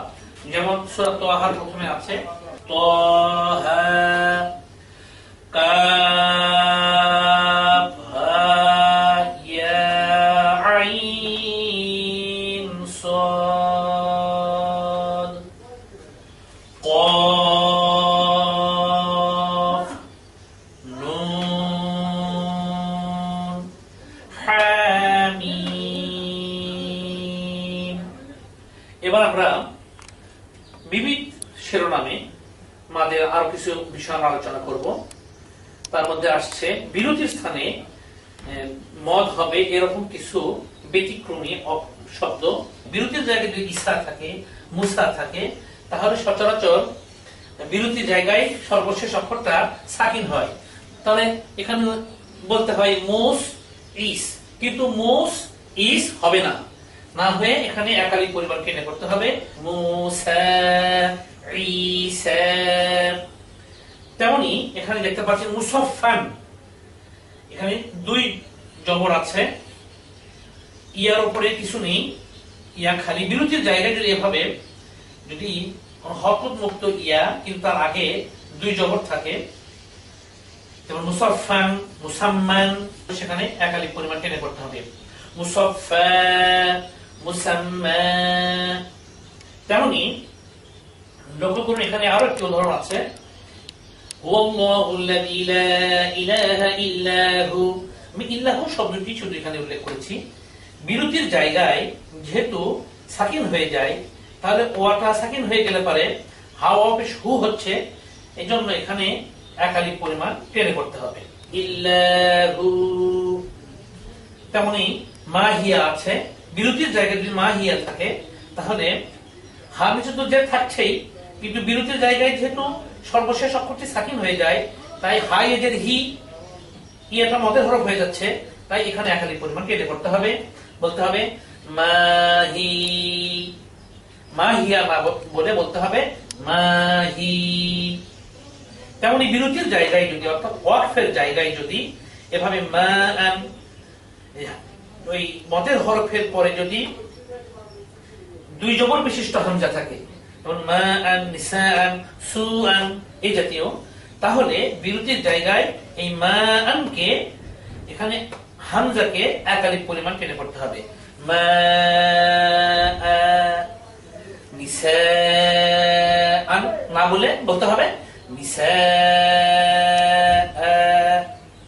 মাদের পরিস্থিতি আছে, পরিবেশ আছে, কিন্তু মদ হবে না, এরকম কতগুলো উদাহরণ আমি পেশ করেছি। এখানে লক্ষ্য করুন যে মদের হরফের পরে যদি তাসদিদ থাকে কিংবা সাকিন থাকে, তাহলে উক্ত মদের হরফে মাদ হবে না। যেমন ইহদিনা, নুন আলিফ জবর না, জবরের বাম পাশে খালি আলিফ না, মাদ হওয়ার কথা, কিন্তু যেহেতু সওয়াতের উপরে তাসদিদ এসেছে, এই নুনটা সওয়াতের সঙ্গে উচ্চারিত হবে, এই জন্য এই না এখানে মদ হবে না। ইহদিনাস সিরাতাল মুস্তাকিম। এরপরে এখানে দেখতে পাচ্ছি জালের উপরে পেশ আছে, কিন্তু পরবর্তী অক্ষরের উপর সাকিন আছে, এই লামটা যেহেতু জালের সাথে উচ্চারিত হচ্ছে, এই জন্য এই ওয়া এখানে মদের হরফ উচ্চারিত হবে, মাদ হবে না, যুল আরশি হবে। ওয়া হুয়াল গফুর, অর্থাৎ মদের হরফের পরবর্তী শব্দের প্রথম অক্ষর যদি খালি আলিফ থাকে, অর্থাৎ জবরের বাম পাশে খালি আলিফ তো হলো, কিন্তু যেহেতু এটা পরবর্তী শব্দের প্রথম অক্ষর, সেহেতু এখানেও মদ হবে না, তাই এখানে হবে ওয়াহুয়াল গফুর, ওয়ার পরে আলিফ থাকা সত্ত্বেও মাদ হচ্ছে না। এভাবে আমরা আজকে মাদের বিভিন্ন প্রকরণ সম্পর্কে আমরা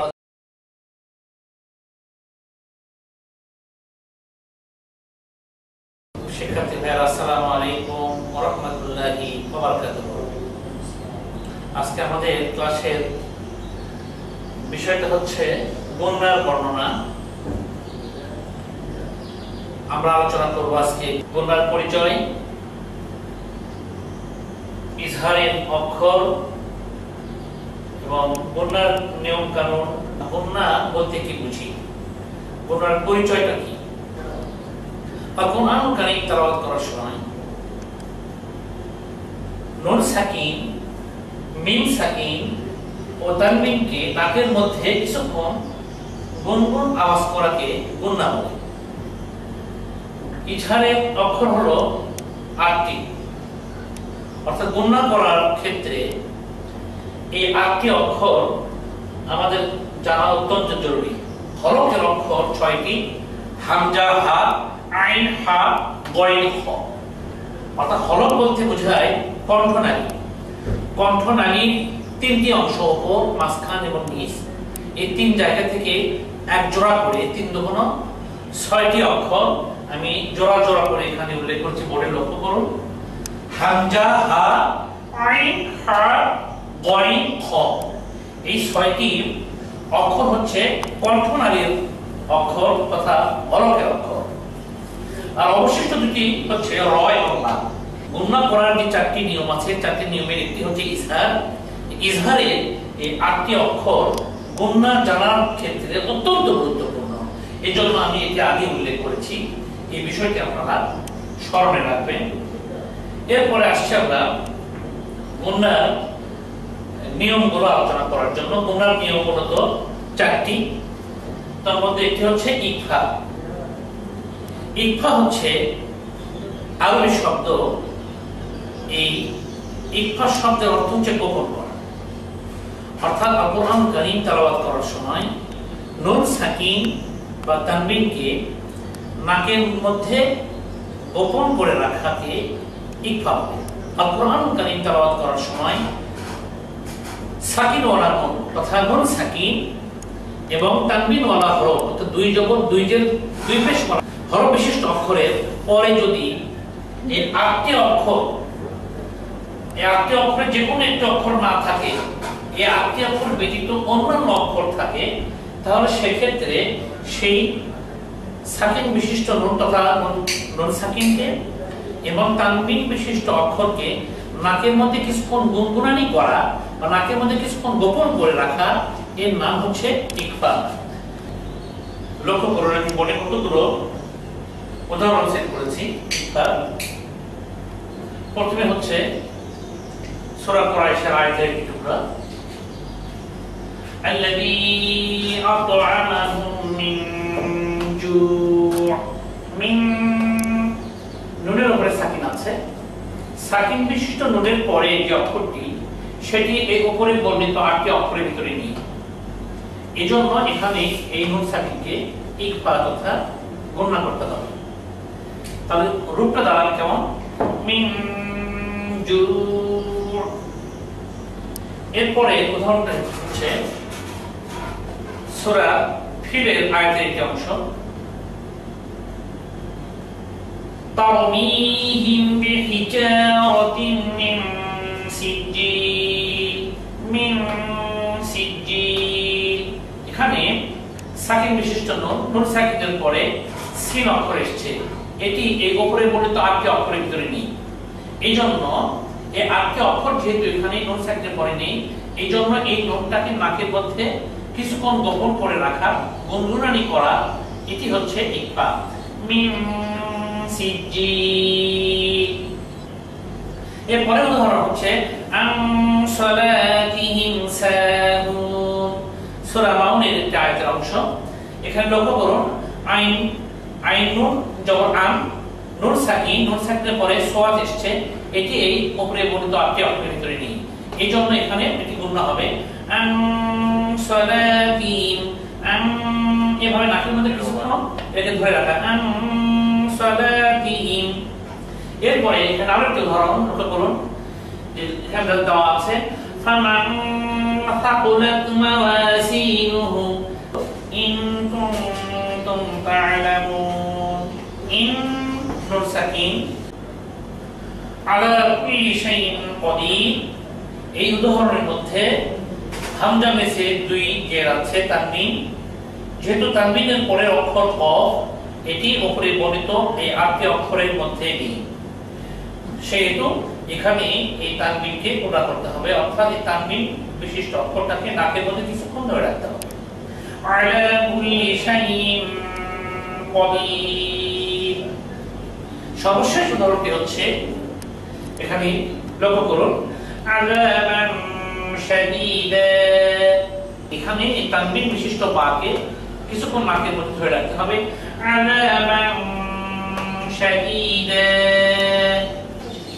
আমরা এবার ইজহার সম্পর্কে আলোচনা পেশ করব। ইজহার শব্দটি আরবি শব্দ, এর বাংলা অর্থ হচ্ছে স্পষ্ট করা, প্রকাশ করা। আল কোরআন কারীম তেলাওয়াত করার সময় নুন সাকিন এবং তানবিনের পরে যদি ইজহারের আটটি অক্ষর, যে আটটি অক্ষর আমি বোর্ডে প্রদর্শন করেছি, লক্ষ্য করুন এখানে হামজা, হা, আইন, হা, ওয়াইন, খ হরফের ৬টি অক্ষর এবং অবশিষ্ট দুটি র, লাম, এই আটটি অক্ষর থাকে, তাহলে উক্ত সাকিন বিশিষ্ট নুন এবং তানবিন বিশিষ্ট অক্ষরকে নাকের মধ্যে ধরে না রেখে স্পষ্ট করে প্রকাশ করে পড়াকে ইজহার বলে। আমি কতগুলো উদাহরণ পেশ করেছি, লক্ষ্য করুন বোর্ডে। একটি প্রথমটি হচ্ছে মিন খাউফ, সূরা কুরাইশের আয়াতের শেষের আয়াতের একটি অংশ। এখানে নুন সাকিন দেখতে পাচ্ছেন, নুনের উপর সাকিন আছে, এরপরে অক্ষর খ।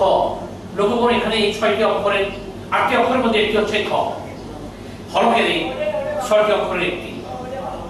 যেহেতু খ এখানে এসছে, এই জন্য মিন আর এভাবে গুণনা করা যাবে না, নাকের মধ্যে ধরে রাখতে হবে না, প্রকাশ করে স্পষ্ট করে উচ্চারণ করতে হবে।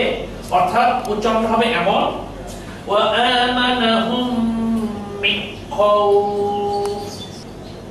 পরের উদাহরণটি হচ্ছে ফাসওয়াল্লি লিরাব্বিকা ওয়ানহার। ওয়ানহার, নুনের উপরে সাকিন আছে, সাকিনের পরের অক্ষর হলো হা। এখানে উপরে বর্ণিত এই 6টি হরফের অক্ষরের একটি হচ্ছে হা, আইন, হা। এই হা যেহেতু এখানে এসছে, এই জন্য এই নুন পূর্ণ হবে না, অর্থাৎ নাকের মধ্যে কিছুক্ষণ গুনগুনি করার কোনো সুযোগ নেই, স্পষ্ট করে খুব তাড়াতাড়ি করে উচ্চারণ করতে হবে। ওয়ান হ্যাভ বলা যাবে না। ফাসওয়াল্লি লিরাব্বিকা ওয়ানহার। এরপরে উদাহরণ হচ্ছে ওয়া আম্মা মান খাফফাত। এরপরে উদাহরণ হচ্ছে সূরা ফিলের আয়াতের একটি অংশ, ওয়া আরসালনা আলাইহিম তায়রান আবাবিল। তায়রান, রদি জবরন, এখানে তানবিন দুই জবর। তানবিনের পরে এখানে হামজা এসেছে, অর্থাৎ আলিফের উপরে যখন জবর থাকে, জের থাকে, পেশ থাকে, তখন সে আলিফকে বলা হয় হামজা। আর হামজা হচ্ছে এই হরফের অক্ষরের একটি। সুতরাং এখানে রদি জবরন গুণনা করা যাবে না, এই রন কথাটা স্পষ্ট করে উচ্চারণ করতে হবে, প্রকাশ করে। তায়রান আবাবিল।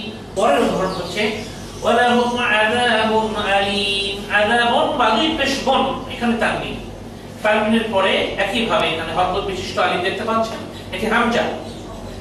তো হামজা যেহেতু এসেছে, এই জন্য এখানে বাদুই পেশ বন নাকের মধ্যে ধরে রাখা যাবে না, স্পষ্ট করে বলতে হবে আযাবুন আলীম। আযাবুন বললে ভুল হয়ে যাবে, সৌন্দর্য নষ্ট হয়ে যাবে। আর আলিমুন যেহেতু এটা থামার জায়গা, বিরতির জায়গা, এই জন্য এটা সাকিন হয়ে যাবে, এখানে বলনা হবে না। আযাবুন আলীম। পরের উদাহরণ আমরা জান্নাতিন তাজরিমিন তাহতিহা আল-আনহার, এই শব্দটি কোরআনের মধ্যে অনেকবার এসেছে, তাই আমরা এই কোরআন শরীফ তেলাওয়াত করার সময় এই শব্দের সাথে, এই বাক্যের সাথে আমরা সবচেয়ে বেশি পরিচিত হব। সেখানে আমরা দেখতে পাচ্ছি নুন সাকিনের পরে হা এসেছে। হা এই 6টি অক্ষরের একটি, ইজহারের 8টি অক্ষরে একটি অন্যতম অক্ষর হচ্ছে হা। তাই এখানে এই সাকিন আর নুনকে আর নাকের মধ্যে ধরে রাখা যাবে না, তাড়াতাড়ি করে স্পষ্ট প্রকাশ করে উচ্চারণ করতে হবে। ফাহতিহাল আনহার, পরের উদাহরণ হচ্ছে নারুন হামিয়া। নারুন রবি পেশরন, তানবিন, তানবিনের পরে হা অক্ষর এসছে। ইজহারের এই 8টি অক্ষরের মধ্যে একটি অন্যতম অক্ষর হচ্ছে হা। যেহেতু এটি নুন সাকিন বা তানবিনের পরে হা এসছে, এই জন্য এখানে এই নারুন কথাটা নাকের মধ্যে এভাবে বহন করা যাবে না, কষ্ট করে উচ্চারণ করতে হবে। নারুন হামিয়া, নারুন হামিয়া। এরপরে সর্বশেষ উদাহরণ দিয়েছি বিকুল্লি শাইইন ইলমা। এখানে হামজা দুই জের ইন, এখানে তানবিন এসছে। তানবিনের পরের অক্ষর আইন, এটি ইজহারের 8টি অক্ষরের একটি অন্যতম অক্ষর আইন।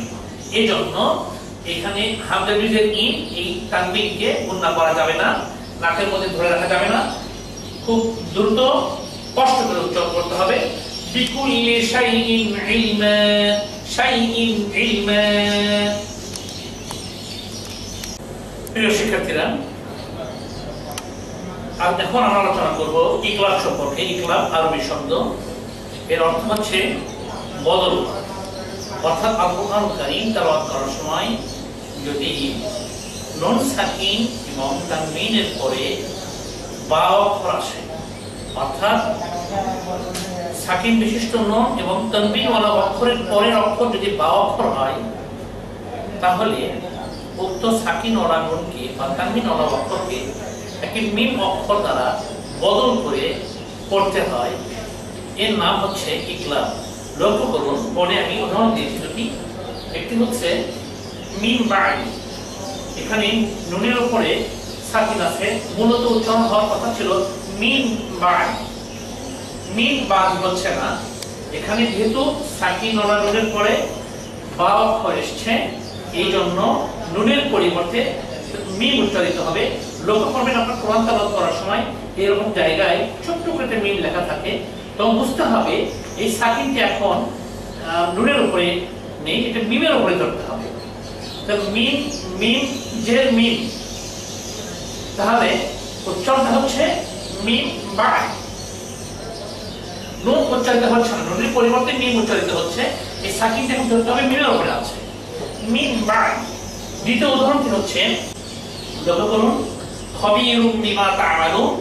এই বাক্যটির মধ্যে তানবিনের পরে বা অক্ষর এসছে, এই জন্য এখানে তানবিন উচ্চারিত হচ্ছে না, মূলত উচ্চারণ হওয়ার কথা ছিল খবীরুম বিমা তা'মালুন, কিন্তু এটি তেলাওয়াতের সৌন্দর্য বিনষ্ট করে। তাই তেলাওয়াতের সৌন্দর্যের জন্য এখানে বা অক্ষর আসার কারণে এখানে একটি মিম উচ্চারিত হবে, অর্থাৎ এখানে দুই পেশ উচ্চারিত না হয় এক পেশ উচ্চারিত হবে এবং মিমের উপর একটা সাকিন ধরতে হবে। খবীরুম, খবীরুম বিমা তা'মালুন, এটি হচ্ছে ইকলাব। প্রিয় শিক্ষার্থী বৃন্দ, এখন আমরা আলোচনা করব ইদগাম সম্পর্কে। গুণার আলোচনার সর্বশেষ আলোচনা এটি। ইদগাম অর্থ সংযুক্ত করে পড়া, অর্থাৎ আল কুরআনুল কারীম তেলাওয়াত করার সময় নুন সাকিন বা তানবিনের পরে যদি 6টি অক্ষর আসে, এই 6টি অক্ষরকে মনে রাখার সাথে আমি বলবো ইয়ার মিলুন, ইয়া রা মিম লাম ওয়ানুন। আমি এখানে ইয়ার মিলুনের 6টি অক্ষর দেইনি, এই কারণে ইদগামের যে দুটি প্রকরণ এখানে আছে সেখানে এসে যাবে। তাই আমরা এখানে ইদগাম দেখতে পাচ্ছি দুই প্রকার, একটি হচ্ছে ইদগামে বাগুন্না, আর একটি হচ্ছে ইদগামে বেগুন্না। ইদগামে বাগুন্না আর ইদগামে বেগুন্না। ইদগামে বাগুন্না অর্থাৎ যে ইদগামে গুন্না হবে, আর ইদগামে বেগুন্না হচ্ছে যে ইদগামে গুন্না হবে না। ইদগামে বাগুন্নার অক্ষর হচ্ছে 4টি আর বেগুন্নার হরফ হচ্ছে 2টি। এই 2টি 4টি 6টি অক্ষর। এই 4টি অক্ষরকে আমি এখানে একটি শব্দে উল্লেখ করেছি মনে রাখার জন্য, ইউমেন। ইউমেন কথা মনে রাখলেই এই ইদগামে বাগুন্নার 4টি অক্ষরের কথা আমাদের স্মরণে আসবে। ইয়া, ওয়াও, মিম, নুন। অর্থাৎ আল কুরআনুল কারীম তেলাওয়াত করার সময় নুন সাকিন বা তানবিনের পরে যদি এই 4টি অক্ষরের যে কোনো একটি অক্ষর আসে, তাহলে উক্ত অক্ষরকে তো নুন সাকিন বা তানবিনের সাথে মিলায়ে পড়তে হবে। এর নাম হচ্ছে ইদগামে বাগুন্না। লক্ষ্য করুন আমি উদাহরণ দিয়েছি কয়েকটি। এখানে প্রথম উদাহরণটা হচ্ছে ওয়ামান ইয়াফআল, এখানে নুন সাকিনের পরে ইয়া এসেছে, এই জন্য আসল মূল উচ্চারণ হওয়ার কথা ছিল ওয়ামান ইয়াফআল। ওয়ামান ইয়াফআল উচ্চারণটি আসলে তেলাওয়াতের যেটা সৌন্দর্য, এই সৌন্দর্য বিনষ্ট করে, সৌন্দর্য প্রকাশিত হয় না। এই জন্য তেলাওয়াতের সৌন্দর্য প্রকাশের জন্য এই নিয়মটি এখানে করা হয়েছে। এই নুন সাকিন বা তানবিনের পরে ইয়ে এসছে, তাই এখানে এই নুন সাকিনকে এই ইয়ে এর সাথে মিলায় করতে হবে, অর্থাৎ এই নুনটা এখানে অফ থাকবে আর মিম সরাসরি চলে যাবে ইয়ার সাথে। মিম ইয়া জবর মাই ইয়া ফা জবর ইয়া, কিন্তু নুন যেখানে আছে এই জন্য এই নুনটাকে আমাদের বাংলায় অক্ষরের উপর আমরা চন্দ্রবিন্দু ব্যবহার করলে যে উচ্চারণটা হয় নাকের ভিতরে, সেভাবে এই গুণাটি হবে।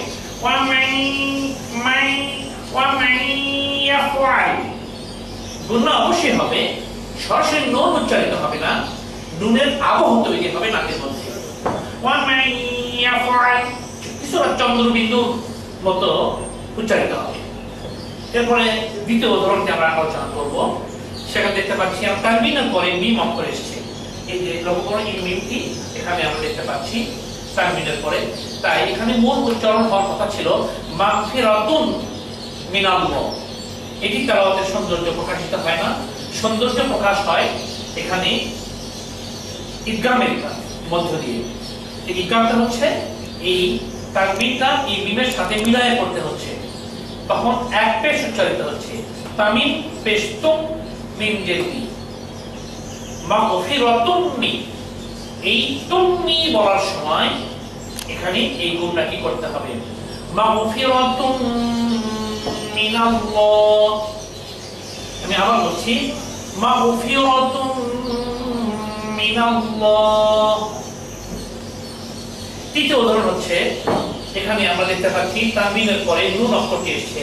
এই যে নুন আমি এখানে প্রদর্শন করেছি, দেখতে পাচ্ছেন যে নুন সাকিন বা তানবিনের পরে যদি নুন আসে তাহলে সেখানে এই নুনটা ওটা তানবিনটি এই নুনের সাথে মিলায় করতে হবে।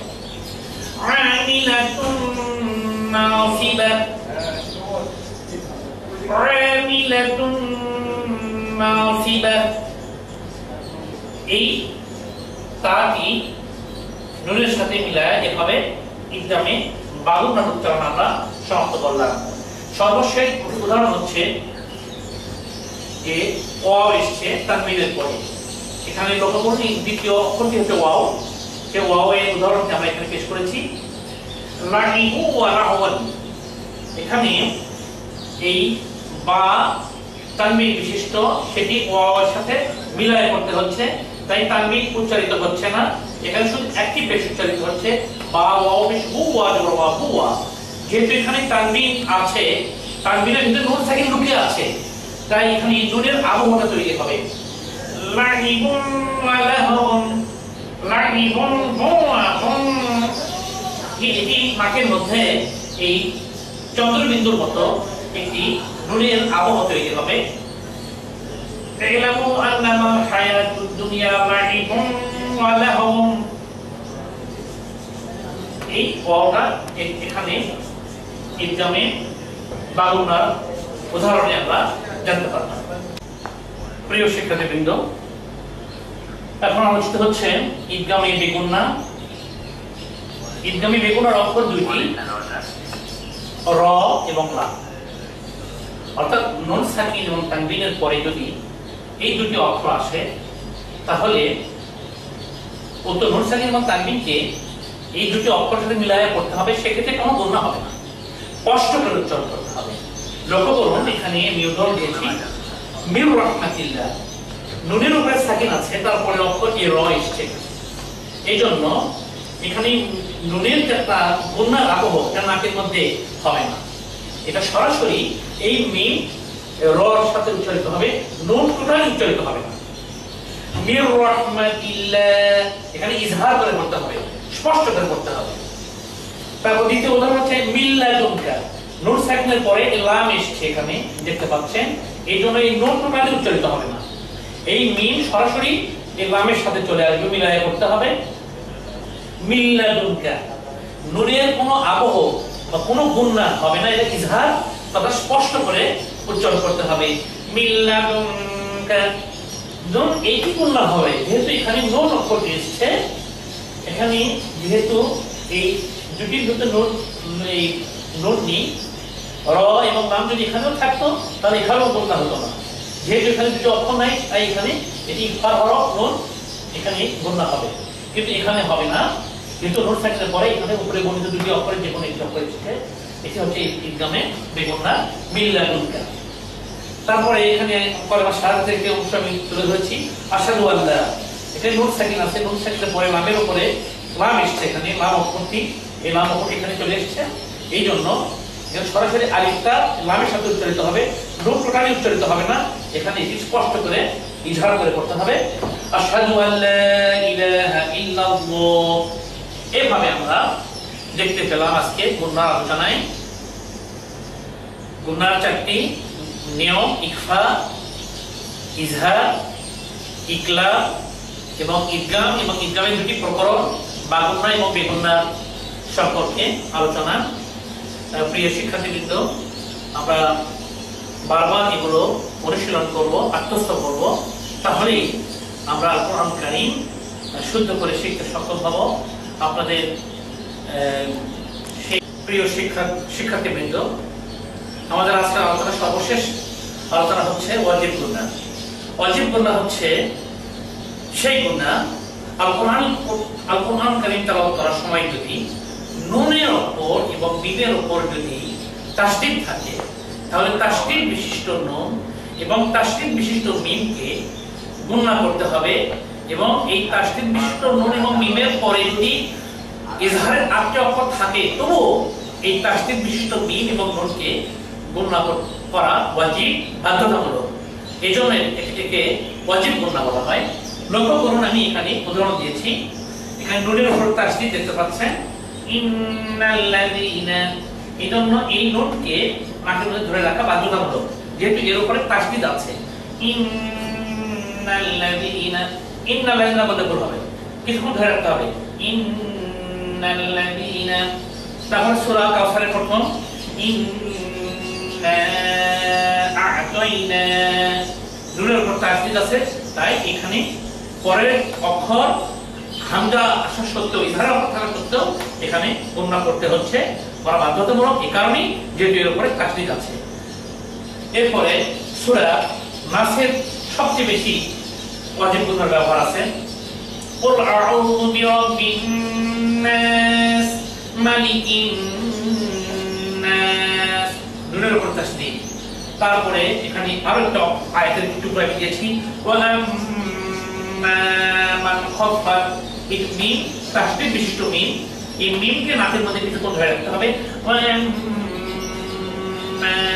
মান খাফাত।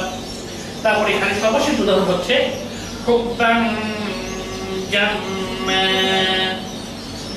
জাম্মা মিমের উপরে তাসদীদ, তাই এখানে গুণনা করতে হচ্ছে।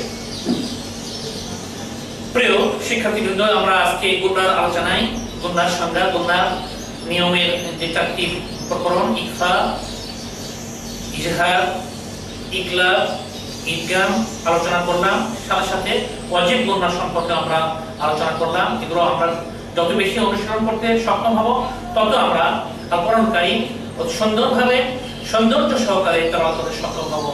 প্রিয় শিক্ষার্থীবৃন্দ, আপনাদের সেই সুন্দর তেলাওয়াতের প্রত্যাশা নিয়ে আজকের ক্লাস এখানে শেষ করছি। ভালো থাকুন, সুস্থ থাকুন, আল্লাহ হাফিজ, আসসালামু আলাইকুম ওয়া রাহমাতুল্লাহ। আজকের ক্লাসের বিষয় হচ্ছে ওয়াকফের বর্ণনা। আল কোরআন কারীম তেলাওয়াত করার সময়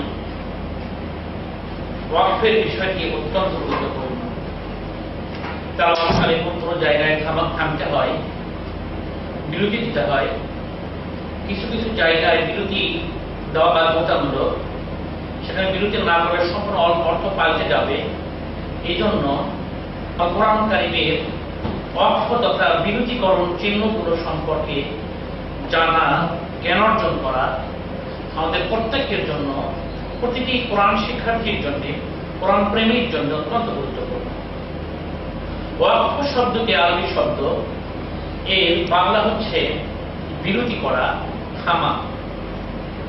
তাই কোরআন তেলাওয়াতকালীন সময়ে কোথায় কিভাবে থামতে হবে সেই সমস্ত বিষয়ের তথ্য এই বিষয়ে অন্তর্ভুক্ত। প্রথমে আমরা আজকে আলোচনা করব ওয়াকফকালীন শেষ অক্ষরের উচ্চারণ এই বিষয়ে। আর কোরআন কারীম তেলাওয়াত করার সময় যখন বিরতির জায়গায় সর্বশেষ অক্ষরটা থাকবে, সে অক্ষরের উপরে নিচে জবর, জের, পেশ, দুই জবর, দুই জের, দুই পেশ বা সাকিন থাকতে পারে, তখন সেক্ষেত্রে উচ্চারণের ধরনটা কেমন হবে? বিরতির জায়গায় সর্বশেষ অক্ষরটির উপর যে চিহ্নই থাকুক, বিরতির জায়গায় সেটি সাকিন হিসেবে ধর্তব্য হবে। লক্ষ্য করুন, পরে আমি প্রথমে একটি উদাহরণ দিয়েছি, সূরা ইখলাসের প্রথম আয়াত, কুল হুয়াল্লাহু আহাদ। এখানে দালের উপরে দুই পেশ আছে, আহাদুন, কিন্তু এখানে ওয়াকফ করতে হলে, অর্থাৎ এখানে তেলাওয়াত করে বিরতি করতে হলে এখানে দুই পেশের জায়গায় ধরে নিতে হবে সাকিন বা যজম, আহাদ।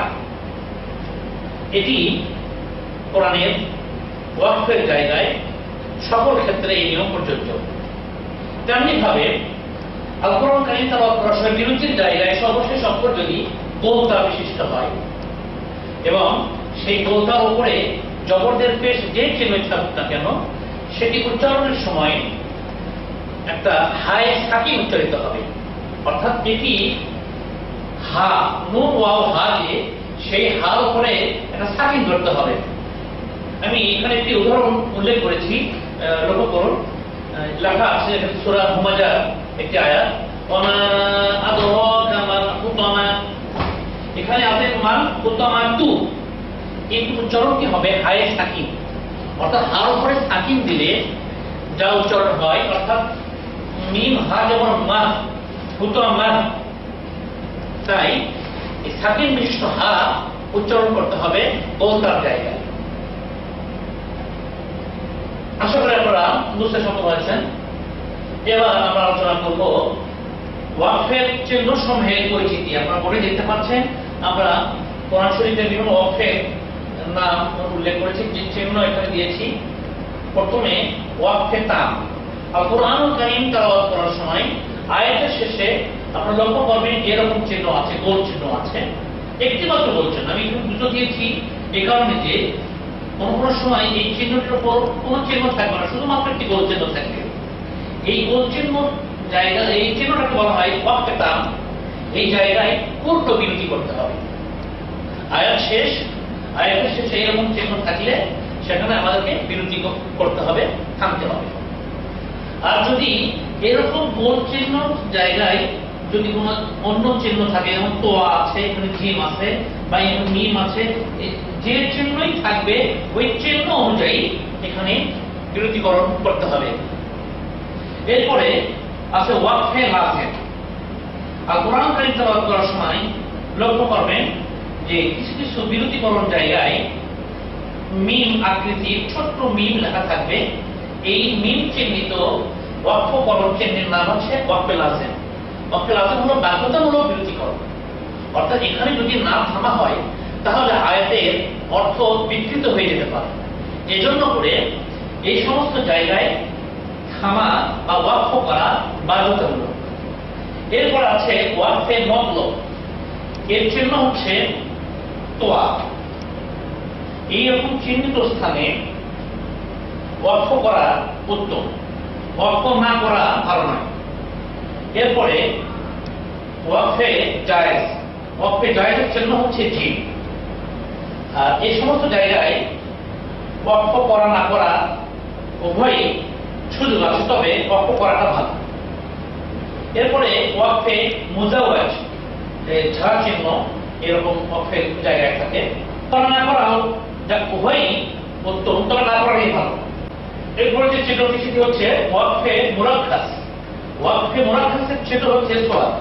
এই চিহ্ন স্থানে ওয়াকফ না করে পরের শব্দের সহিত মিলায়া পড়া ভালো, কিন্তু নিঃশ্বাস শেষ হয়ে গেলে ওয়াকফ করা যায়।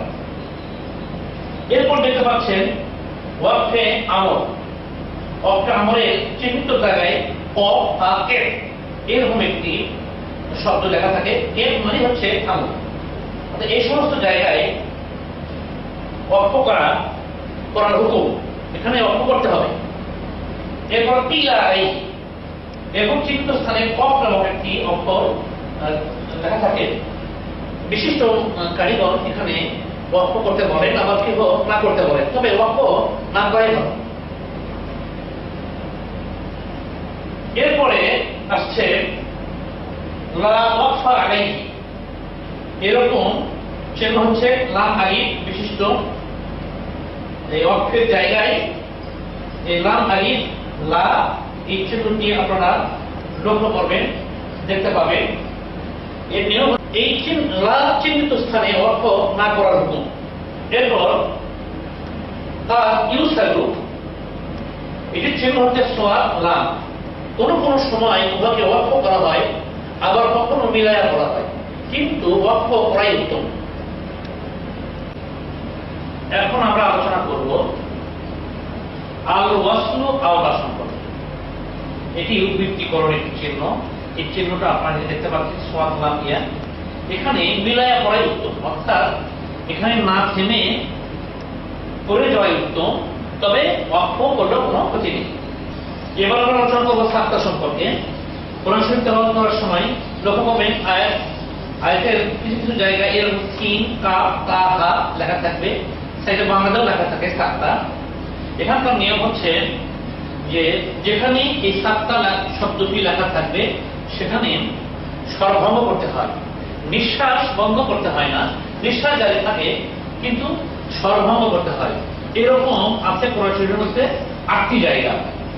আমি উদাহরণ দিতে পারি এভাবে যে আমরা সচরাচর যে একটা মোনাজাত আমরা করে থাকি, খুব বিখ্যাত একটি মোনাজাত, রব্বানা যালামনা আনফুসানা ওয়া ইল্লাম তাগফির লানা ওয়া তারহামনা লানাকুনান্না মিনাল খাসিরিন।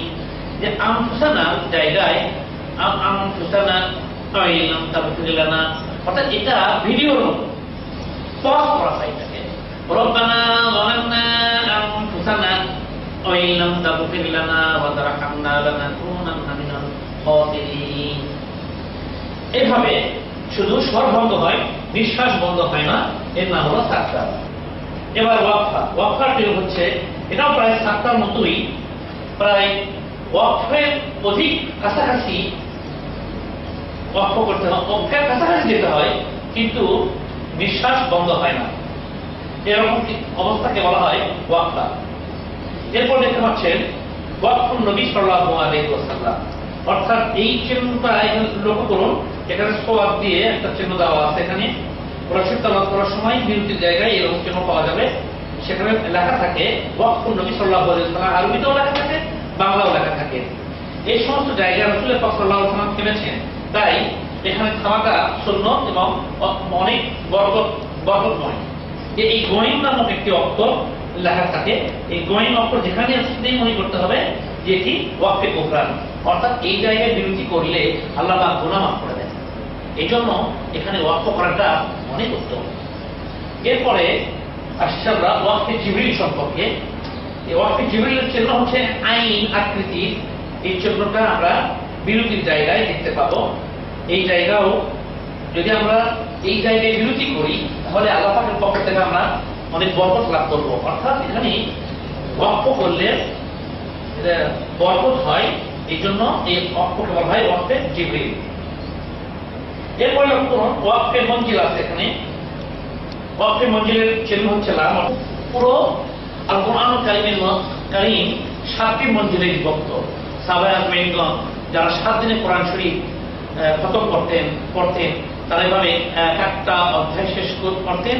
এক একটা অধ্যায়কেই মঞ্জিল হিসেবে আখ্যায়িত করা হয়েছে। এভাবে লাম চিহ্নের মাধ্যমে সেটা প্রকাশ করা হয়েছে। এরপরে আপনারা লক্ষ্য করুন এখানে আছে মুআনাকা। মুআনাকা ওয়াকফের একটি প্রকরণ। দেখা যাবে যেখানে এই 3টি বিন্দু পাবেন, মনে করবেন এর পরে কিছু দূর গিয়ে আমেরকে অবশ্যই থাকবে, অর্থাৎ পাশাপাশি এইরকম 3টি কালো বিন্দু চিহ্ন পাশাপাশি থাকবে এই জায়গায়। এটার নিয়ম হচ্ছে যদি প্রথম জায়গায় আমরা বিরতি করি, থামি, তাহলে দ্বিতীয় জায়গায় বিরতি করা যাবে না। আর যদি প্রথম জায়গায় আমরা ওয়াকফ না করি তাহলে দ্বিতীয় জায়গায় অবশ্যই ওয়াকফ করতে হবে। অর্থাৎ এই দুই চিহ্ন থাকলে এই দুই চিহ্নের যে কোনো একটা জায়গায় আমাদেরকে বিরতি করতে হবে। এটি হচ্ছে মুআনাকা। এটি মিম আইন মা দিয়েও অনেক জায়গায় উল্লেখ করা আছে। ওয়াকফের আরো একটি প্রকরণ হচ্ছে ইমালা। ইমালার চিহ্ন আপনারা এখানে দেখতে পাচ্ছেন, এরকম একটি চিহ্ন কোরআন শরীফের মধ্যে দেওয়া আছে। এটি আল কোরআন কারীমের মধ্যে শুধুমাত্র একটি জায়গায় আছে, সেটা হলো কোরআন কারীমের সূরা হুদের মধ্যে। সেখানে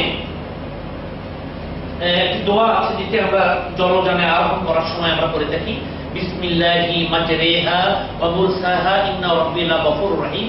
এই মাজরিহা রর নিচে এই চিহ্নটা আছে, অর্থাৎ এই রর নিচে জের থাকলে মাখরা জের থাকলে ইকার হয় মাজরিহা, কিন্তু এখানে রিহা না হয়ে একার উচ্চারিত হবে। বাংলায় একারের উচ্চারণ মাজরিহা এবং একালি পরিমাণ টেনে করতে হবে মাজরিহা।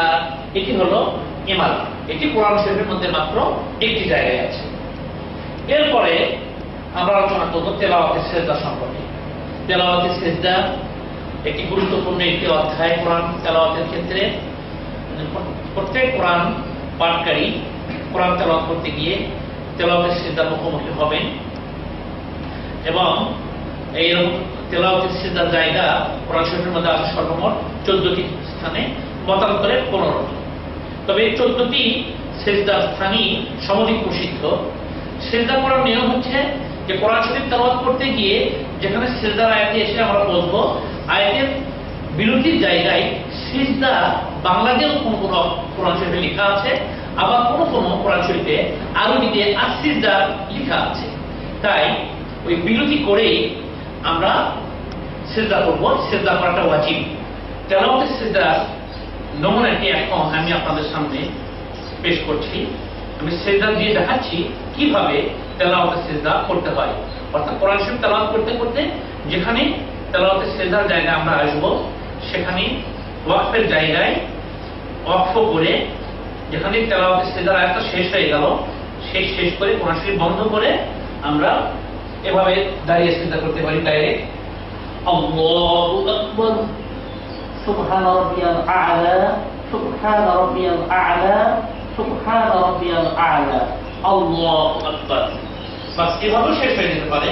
কিংবা আমরা সিজদা দিয়ে, যেমন সিজদা দিলাম আল্লাহু আকবার, সুবহান রাব্বিয়াল আ'লা, সুবহান রাব্বিয়াল আ'লা, সুবহান রাব্বিয়াল আ'লা, আল্লাহু আকবার। এভাবে একটি মাত্র সিজদার মাধ্যমে তেলাওয়াতের সিজদা আদায় করতে হয়। এটি আদায় করা ওয়াজিব। না তেলাওয়াতের সিজদা না করলে অবশ্যই গুনাহ আসতে হবে। আসলে এখানে অনেকগুলো নিয়ম আমি আপনাদেরকে দেখিয়েছি। মূলত এগুলো কোনটাই বেশি গুরুত্বপূর্ণ নয়, যেখানে এখানে থাকতেই হবে, এখানে না থাকলে তেলাওয়াত গুনাহগার হয়ে যাবে, গুনাহ হবে, এমন কোনো কিছু নেই। তবে মূলত এই দ্বিতীয় ওয়াক্তে লাজিম যেখানে মিম চিহ্ন আছে, সেখানে আমাদেরকে অবশ্যই থাকতে হবে এবং এই মুআনাকার যে নিয়মগুলো আছে ফলো করতে হবে এবং সাক্তার যে নিয়মটা আছে সাধ্য অনুযায়ী চেষ্টা করতে হবে। এরপরে যে ওয়াক্ফে মতলব, জায়েজ, মুজাওয়াজ, মুরাক্কাব এগুলো যেগুলো আছে, এগুলোতে তেলাওয়াত বিরতি করা না করা উভয়েরই সুযোগ আছে। আল্লাহ পাক আমাদেরকে আল কোরআন কারীম বিশুদ্ধভাবে তেলাওয়াত করার এবং আদব সহকারে তেলাওয়াত করার তৌফিক দান করুন। আমিন। ওয়া আখিরু দাওয়ানা আলহামদুলিল্লাহি রাব্বিল আলামিন। আসসালামু আলাইকুম ওয়া রাহমাতুল্লাহি ওয়া বারাকাতুহু।